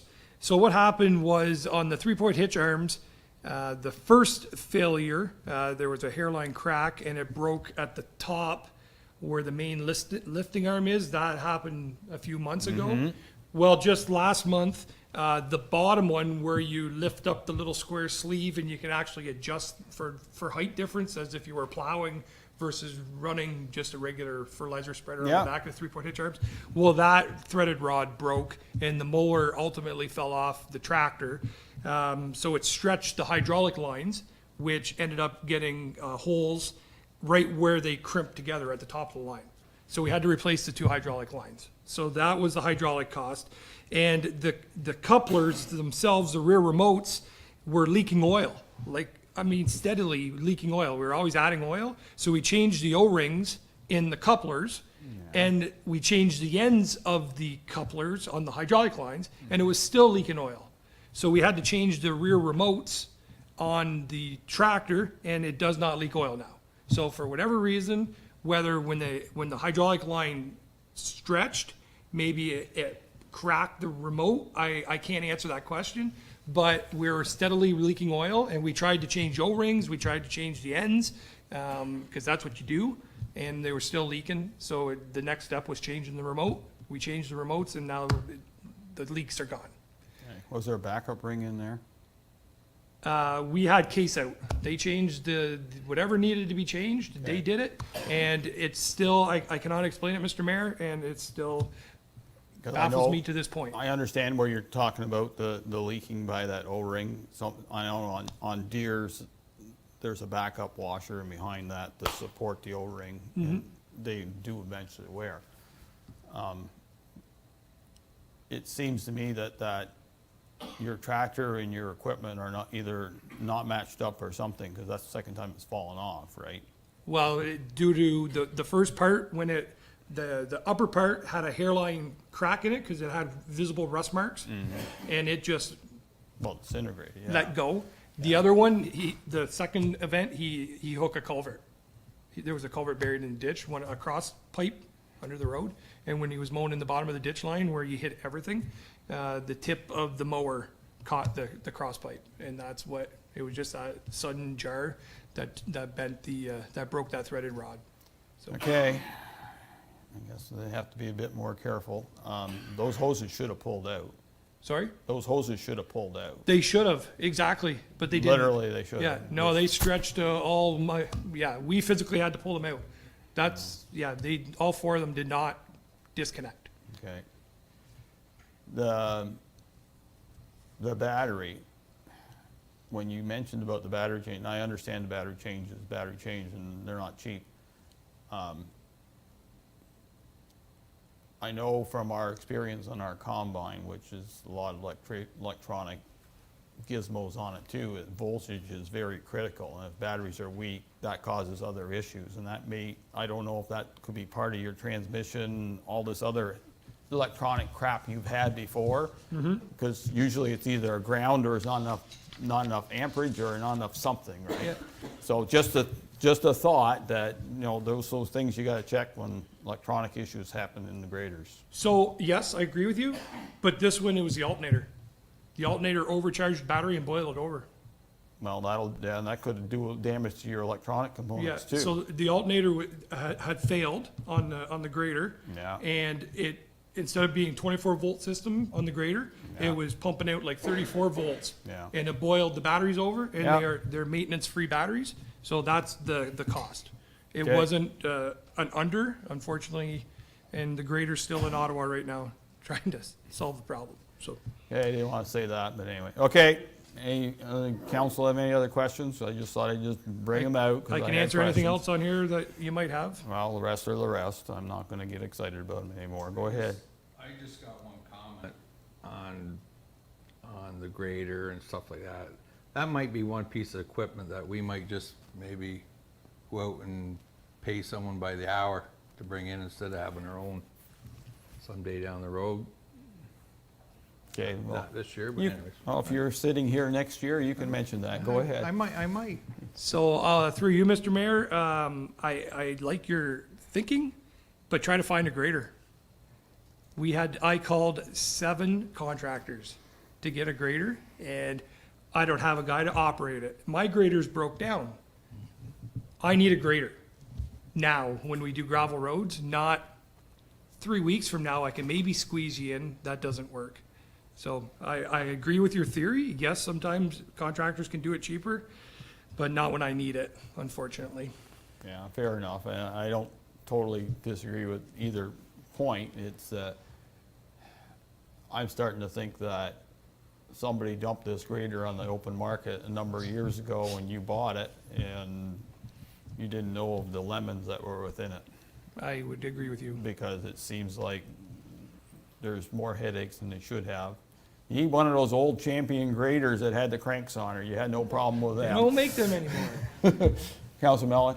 The only thing I'm going to say, Mayor Byvels, is that, as we push some of our equipment a little bit longer, it's a little longer in the tooth, trying to get, which isn't a bad thing, trying to get the most usage out of it, extend its life.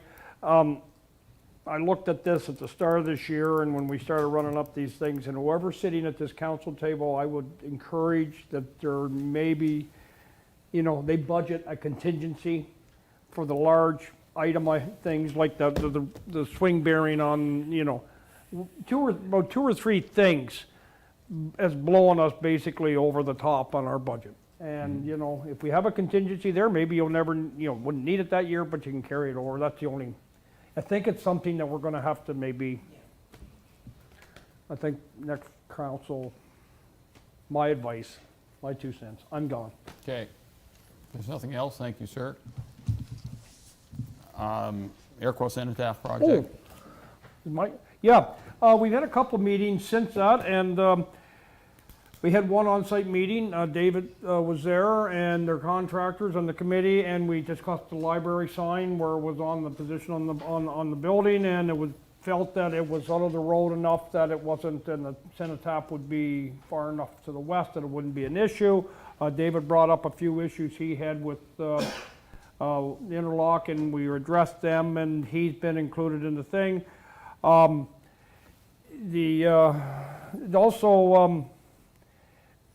We're pretty well, we do have the funding in place, thanks to some very generous donations by some individuals that have come through. We pretty well got our funding in place. I think the project start should be around September 26th, and the rededication is planned for October 30th. They're going to probably do some work on where the old monument was down there, and use some of the fill and try and landscape that up when they're doing it at the same time. David's going to replace some posts underneath the awning, and it's all trying to be coordinated. So it should be, right now, the game plan is for October 30th, the rededication of the monument. It should be, so, yeah. Okay, any comments, questions, concerns? Okay, thank you, sir. OILC debenture update. I've asked our treasurer to give council an idea on this. Council authorized treasury to go after a loan for half the value of the bridge. My memory was right, about 4 1/4 or something like that. About that, yes.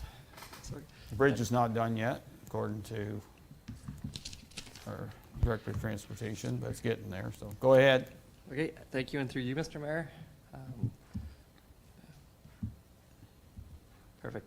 So the schedule of events in front of council, where we had the council meeting on May 9th, just to give you some background as we were. On May 23rd, there was no report back. He had given me direction on the 9th, and on the 13th, I came back with the bylaw treasurer certificate loan application. It was for 432,2102 or 212. And those are 10 years. So after persistent follow-ups, there was a change of agent July 27th, and then all of a sudden we started getting questions. We answered them back immediately. And then we get to the current schedule, which... Oh, back up, Okay. back up, because you're going too fast here. Okay, yeah, sorry. So this is what has happened. So we followed up June 27th, July 11th with Infrastructure Ontario. I talked to the agent on July 18th. He said 2 weeks out. That particular agent, 8 days later, went on parental leave. Got a new agent, responded to questions. So July 27th, August 8th, followed up again. They gave us more questions on the 15th. I believe we responded, if not on the 15th, and the 16th. On the 22nd, they let us know, of August, they let us know the application was approved.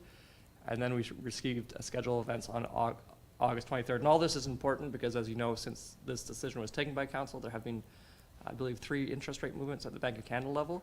And I have the numbers of, we had proposed 2 options before, and it's not too late to change. I do have an email from Infrastructure Ontario. I'll just open it up, and I'll mention it after we switch slides. So this is way too small. For sure. Sorry for this. I have a new pair of glasses and I can't see it too. And life in 3D is amazing. Oh, I don't know why I popped there.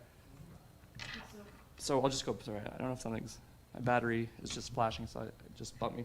So on August 29th, we received the preliminary, I'll just read it because it is too small, I'm sorry.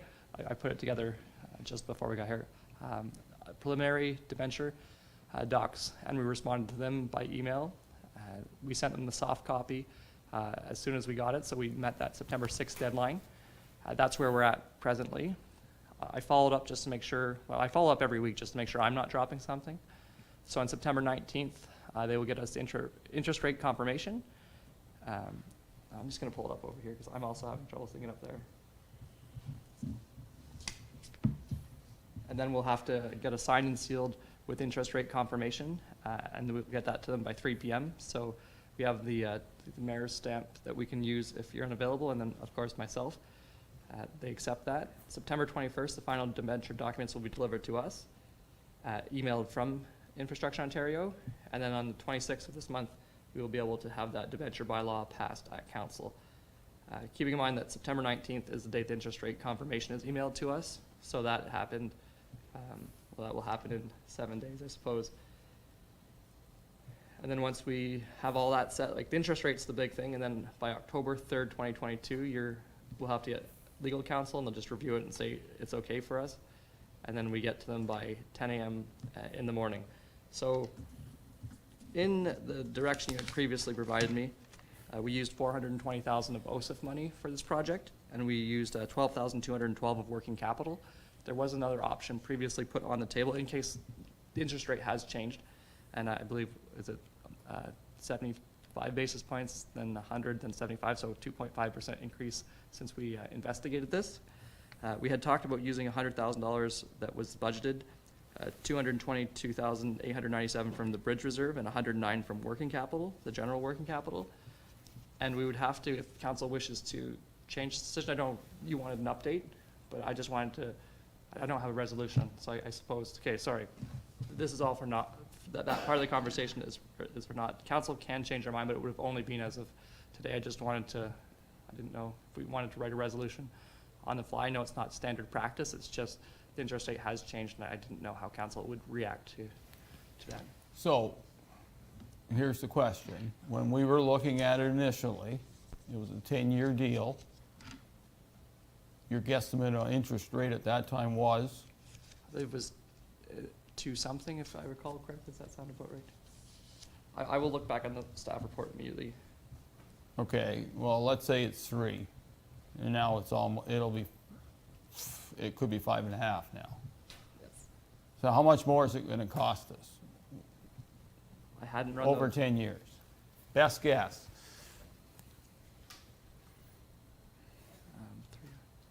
3.5 more, 400,000, say 12,000 per year.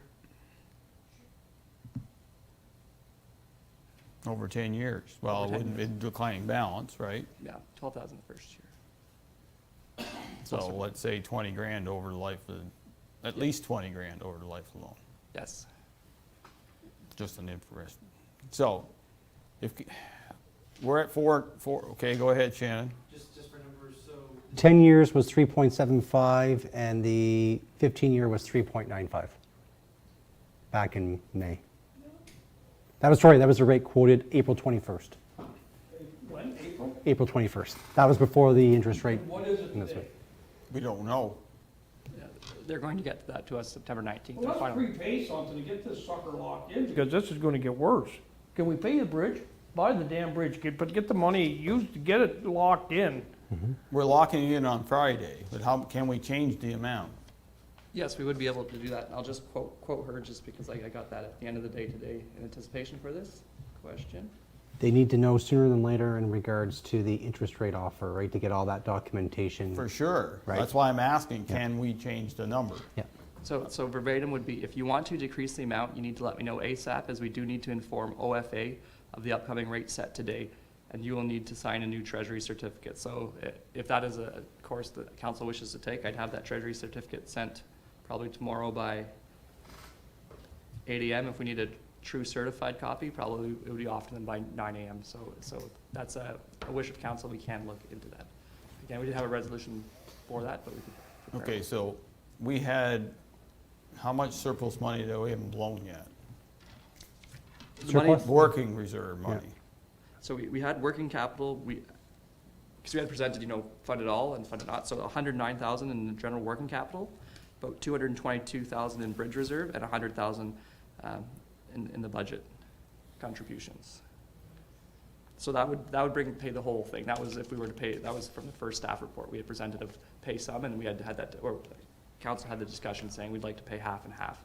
And that's where the 432,000 came from, that we were to borrow half the cost of the bridge. So we were gonna keep some bridge reserves because of that, right? Instead of spend the bridge reserves? Exactly, yes. And I think you, Councilor Mellon, were pretty adamant, and we keep some reserves in our kitty, but you still in the same opinion? No. I'm not saying spend it all. No. But maybe we need to be a little smart and offset some of this interest rate increase now, Yeah. because I think it's a little I think it's on the prudent to smart do end it. of the business. Yeah. We're gonna have to dip into it. Councilor Wells, the squirrels are turning, and I know it's getting I'm late. putting numbers together. And I'm sorry, I apologize for this being late and not having really enough numbers, but I was stewing over it in the last 3 weeks, and I wasn't comfortable not at least giving the council the Yeah, opportunity because to do. that meeting was back, what, in May, yeah. which if I had went back in my book, because I know right here. If you're looking for a specific date, it was May 9th. May 9th. Right here.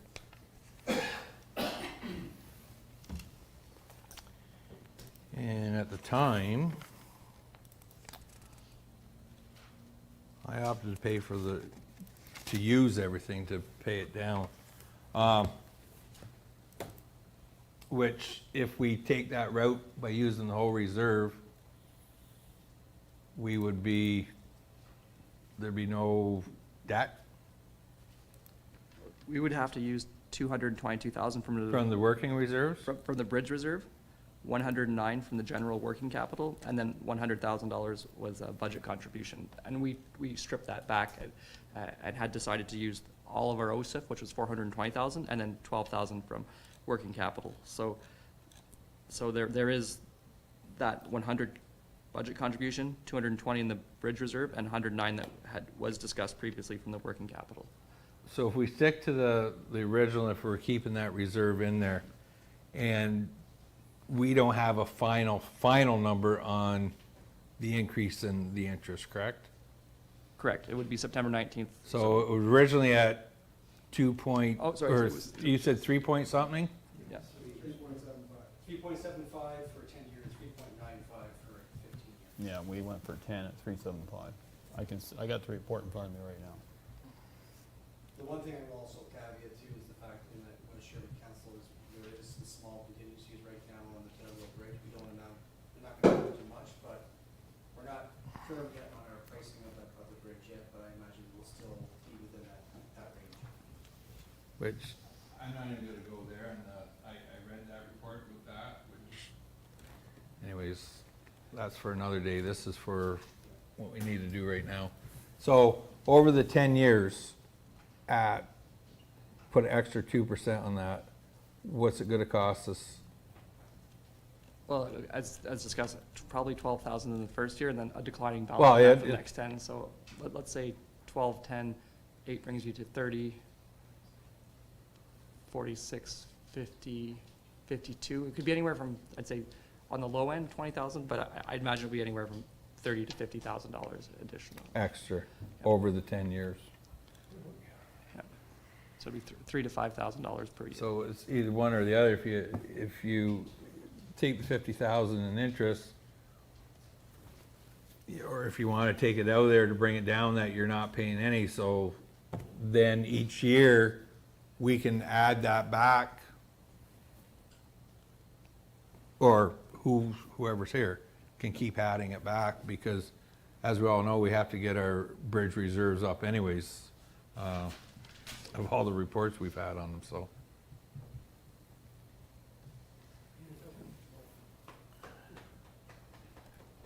So,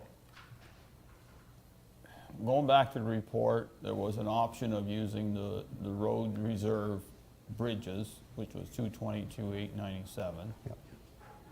100,000 was a 2022 budget contribution to that. Yep. We used the OSEF money, which was the 420. Yep. And then general working capital. So we kind of made a combination to use up the OSEF for sure, and then some out of just general working capital, right? Yes. So we still have 222 and 100 grand. We have 322 if we want. We can almost pay it off if we wanted to. Correct.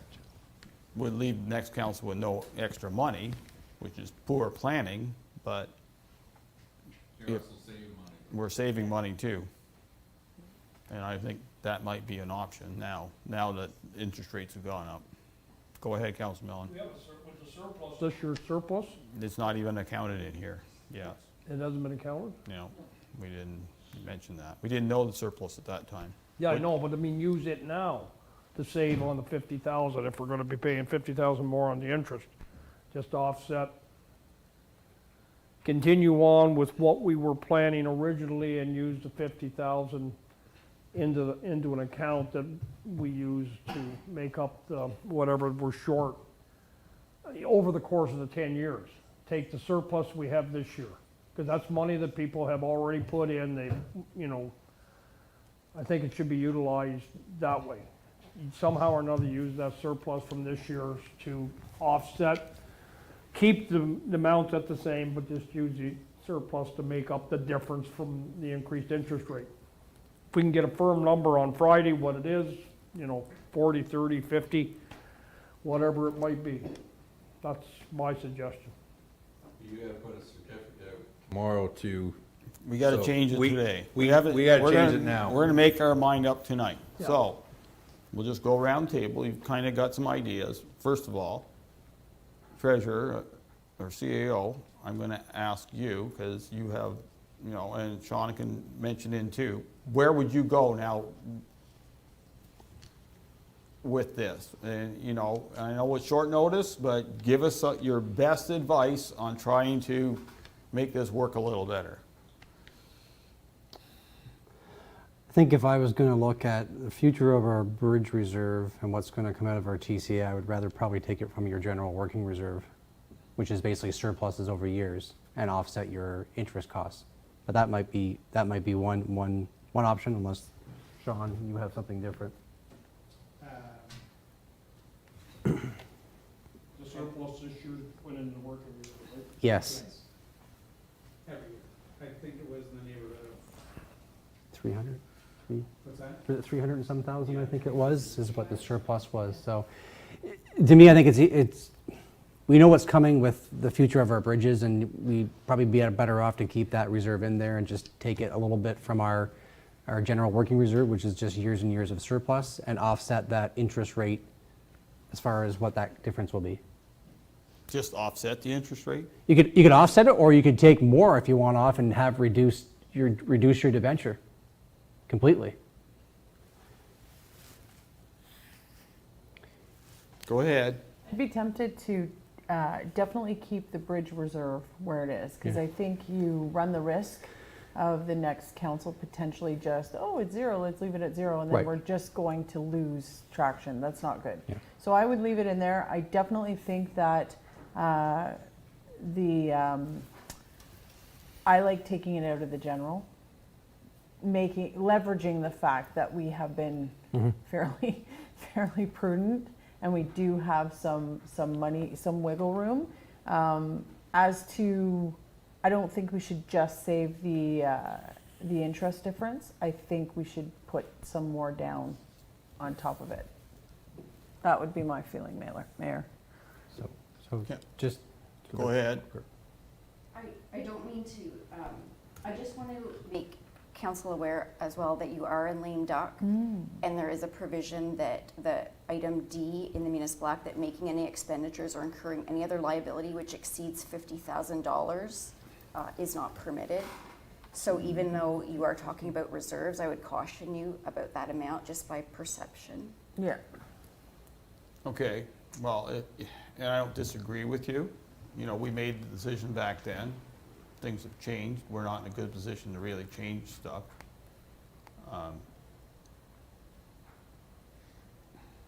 With that in mind, the only thing we could take the 2022 budget contribution. Yes. Could we not? Yes. Because that was something we You're- budgeted. Yep. Yep. We Absolutely. take that 100 grand, at least reduce the loan by that. That would at least there we go. bite most of the Yep. bite most of it out. Yep. Instead of taking it out of the working reserve, which is technically not budgeted, and just leave that there. At least the new council will have that cushion to play with. Yes. They can take that working reserve, staff, I would recommend the staff next year that they would at least tell council, you can take what we surplus last year and dump it into infrastructure, because you gotta do it anyway. But we could take the 100 grand out as a contribution. That would reduce overall costs. It may bring the loan, like we were gonna be paying about 54 grand at the 375. Yeah, they'll be reduced probably to under 50. I would Twice a think. year, so 100 grand, over 100 grand, so 108. So I'd And agree. now we'd probably be at least 120. Yeah. I'd agree with that. I forgot about the lame At duck least it class. does something. Yeah. Thank you for that. We have to do something. I don't. think doing nothing is I ignoring the think it's reality of the irresponsible. situation. Yeah, yeah. My apologies, clerk, with the, with the lame stuff. We have to do something, so I would say whatever we are able to legally do, that is what I want to do. Just put a bigger down payment on it. Yeah, pretty much. You're doing it. It's just like buying a house. Now your interest rate's gone up. Well, okay, bigger down payment, lessens the payment. Interest rate's still stupid, but at least we can live with it. It's responsible, right? Yeah. Okay, $100,000 on the table. Councillor Wells? Well, I thought we created bylaw to direct CO if we wanted to go over the lame duck thing, can't we? Correct. You did delegate authority to the CAO, but I think the intent of that was to not have discussions at the council table. Oh. It was for this. What's the sense of creating the bylaw then? Well, the direction we was can't provided. discuss it. Well, the direction was provided to Okay. the CAO. That and was mayor. more if shit hit the Yes. fan, you had to find the money. Well, it's pretty close to the fan, but anyways, I'm good with 100,000. Yeah. Okay, so let's knock our 100 off it, do the 320, whatever the interest rate it is, try bond. Okay, thank And you. if you can't pull that off, we'll stuck with what we got. Okay, but do not go past Friday. We're signing that loan off Friday. Don't let, oh, now you've delayed it, understand? Because then we'll go into the October rate hike. Then Yes. didn't really gain anything. Yes, and I asked that question, she said, it has to be done tomorrow to make sure you can get your interest, like, to keep that timeline of September 19th, so. that Okay, you would be- timestamp that baby and send it back to her. You said tomorrow, here it is. Yeah. Oh, Please and yeah, thank you. I have an exhaustive saving of, see what, okay, what was it? Cover your. Okay. Makes me feel better, thank you. We'll just do direction option, yeah. Okay, thanks Lachlan and Sean and Shannon. Okay, so I brought up the Iroquois Waterfront Committee meetings, and as much as I haven't been to the meetings, I did pull out that, in my opinion, that the chair is going beyond what we considered proper purchasing policy by ordering lights in and doing demonstrations and all this other good stuff. And as much as his heart's in the right spot, he just doesn't want, it's just not the way we should be doing things in South Dundas. I think we've explained to him in the past, but it's still the same. So I want to know if council thinks that's okay and we allow that to continue on, or do we say he should work with our director of facilities to come up with the proper plan of proper purchasing?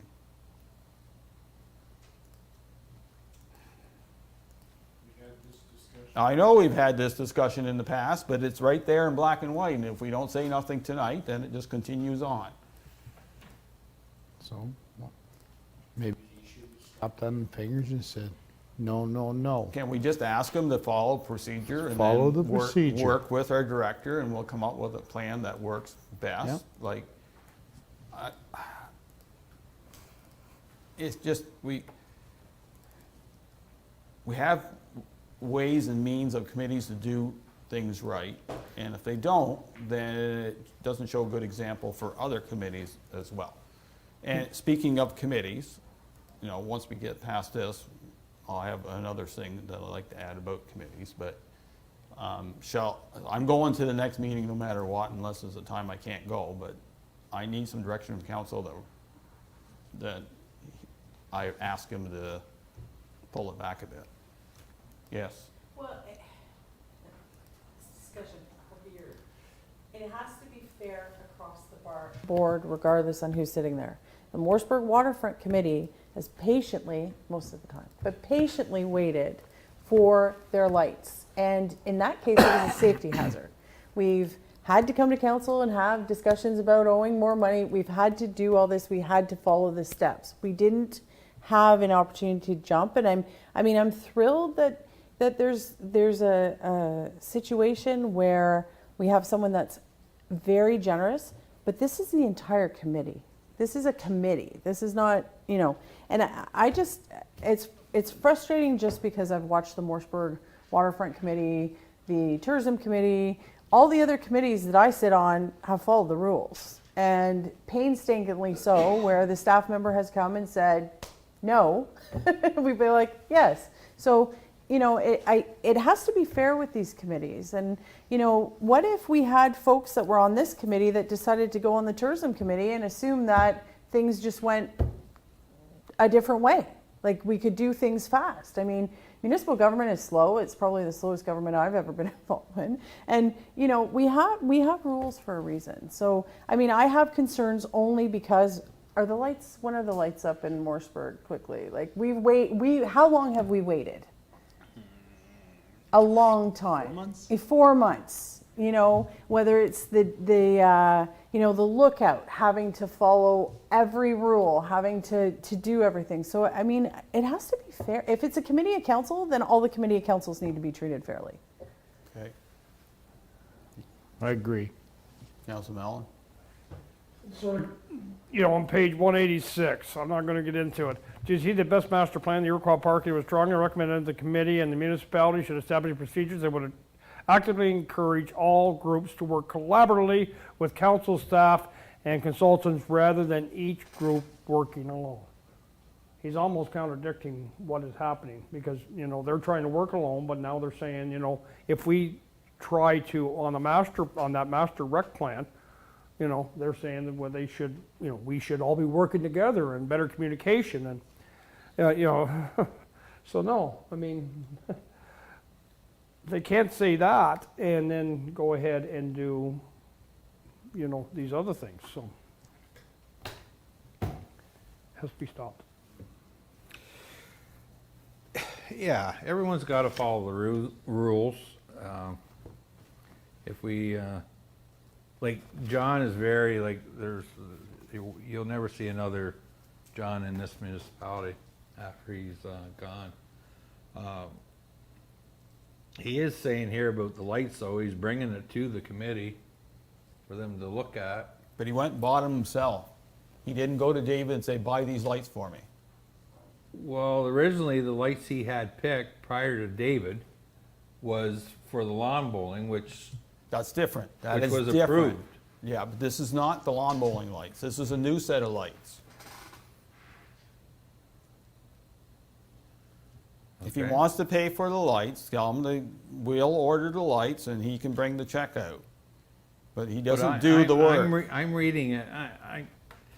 All I'm reading, he's bringing it to the committee. It doesn't, where does it say he bought the lights? John has ordered 2 sample LED light fixtures that show promise, and he hopes to have them available for demonstration outdoors after dark. Yeah, at he our next didn't, he meeting. hasn't went and bought all the lights. He's disregard, like, he's just bringing it for the committee to evaluate. That's what it says right here in the minutes. And furthermore, I agree with council, like, John or any other chair or committee has to work with council and staff. That's the way it is. But as far as the lights go, he's just bringing them out to review, but. Well, let's put it this way. I'll seek it out the next time and see how it goes. But I think he needs to, I will ask him to follow the policies that we as council have laid out for all committees, and he's no different than the rest of them. Is that fair? That's fair. Okay. The other request I have, and I think all committees need to be told, because I think this is rather important to the election process we're going through this fall, is that all committees are done their work by October 24th. There's no meetings after that date, because it is not fair to those who get elected that a committee is still standing of the old council. Technically, they can do things, but I think that's disrespectful of the electric policy, the way things should have laid out. They've had enough time, all committees have had enough time to get the work done unless something has blocked them out. It's an election year. They need to understand that. I 100% agree. When I report on my committees, everyone's like, is there anything? And I'm like, no, because we completed our work. You can't start. You don't know who's going to be sitting here. I'm not comfortable leveraging committees for whatever. They should be done. It should be done until next, to be honest with you, it almost needs to be done now. Because I think that, I look at the Tourism Advisory Committee, we did everything we set out to do. That's why we're not having meetings, because we did what we said we were going to do. We've done what we said we were going to do. People are using it for other things if they're still meeting in October. They're not focusing on getting their work plan done earlier, and there are some things that are not done, and one of them is the wildflower patch that we're still working on, but there has to be a respectful end. Yeah. I appreciate all the committees' work, whether it's this committee, Morrisburg committee, tourism committee, all their work. But there comes a time in their lives that the term is over and the next council gets to decide 2 things. A, if the committee is worth doing, and B, if it is, their budget. And I respect that. I don't think any council or committee should be dictating to the next council what to do. I don't think that's fair. We didn't like it, right? Well, we didn't. I think it should be done sooner rather than later. And respectfully, it's because they have a meeting after October 24th. That they have one before. That's fair. I will also say this too. I don't think committees should be used to drive election issues. Right? They're originally a committee of council. They're working with council to direct things up. I think that there's the potential, I'm not saying that's what's happening, but I'm saying that there's a potential where people raise projects or whatever, and then it becomes an election issue, which I think goes against what the whole purpose of a committee of council is. So I just Well, say that. and I think that, this goes for staff and those who are on committees, they have to be a little apolitical. Yeah. Now, I know the chair of the Morrisburg Waterfront Committee is now running for council.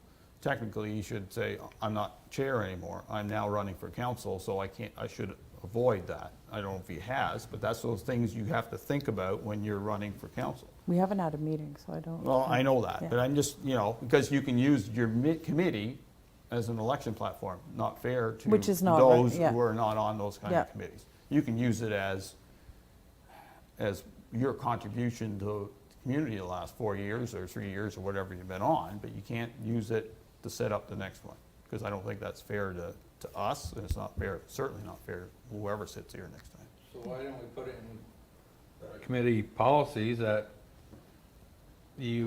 all committees go in lame duck like councils do? There's no reason you can't. No, there's something to consider for next term.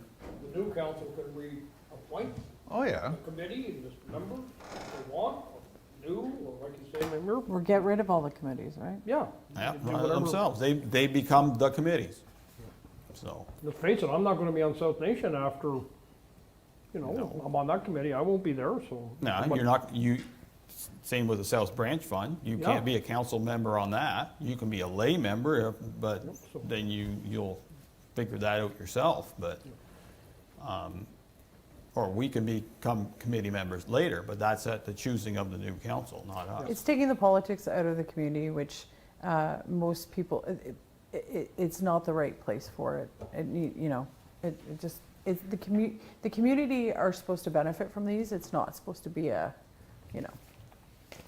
Anyway, I will go to the next meeting and relay my concerns. Any no's a motion this evening? Ratification by law, please. Moved by Deputy Mayor Gardner, seconded by Councillor Lewis, that bylaw number 2022-113, being a bylaw to adopt, confirm, and ratify matters dealt with by resolution, be read and passed in open council, signed and sealed. All heard the motion, those in favor, opposed if any, motion carries. Before I read the next motion, I'd like to thank council for their work tonight. It's a 4-hour meeting, and I will recommend that the next council has 2 meetings and 1 committee of the whole every month, so this doesn't happen. It just we're taking too much time. Too much stuff to do. It's good, but it's not good, because we're not making good decisions anymore. So, I'd like to thank staff for their work tonight and staying up this late. I'd like to thank the audience for those who are still participating in tonight's meeting. Madam Clerk? Moved by Councillor Mellon, seconded by Councillor Wells, that council now adjourn to meet again at the call of the chair. All heard the motion, those in favor, opposed if any, motion carries. Thank you very much.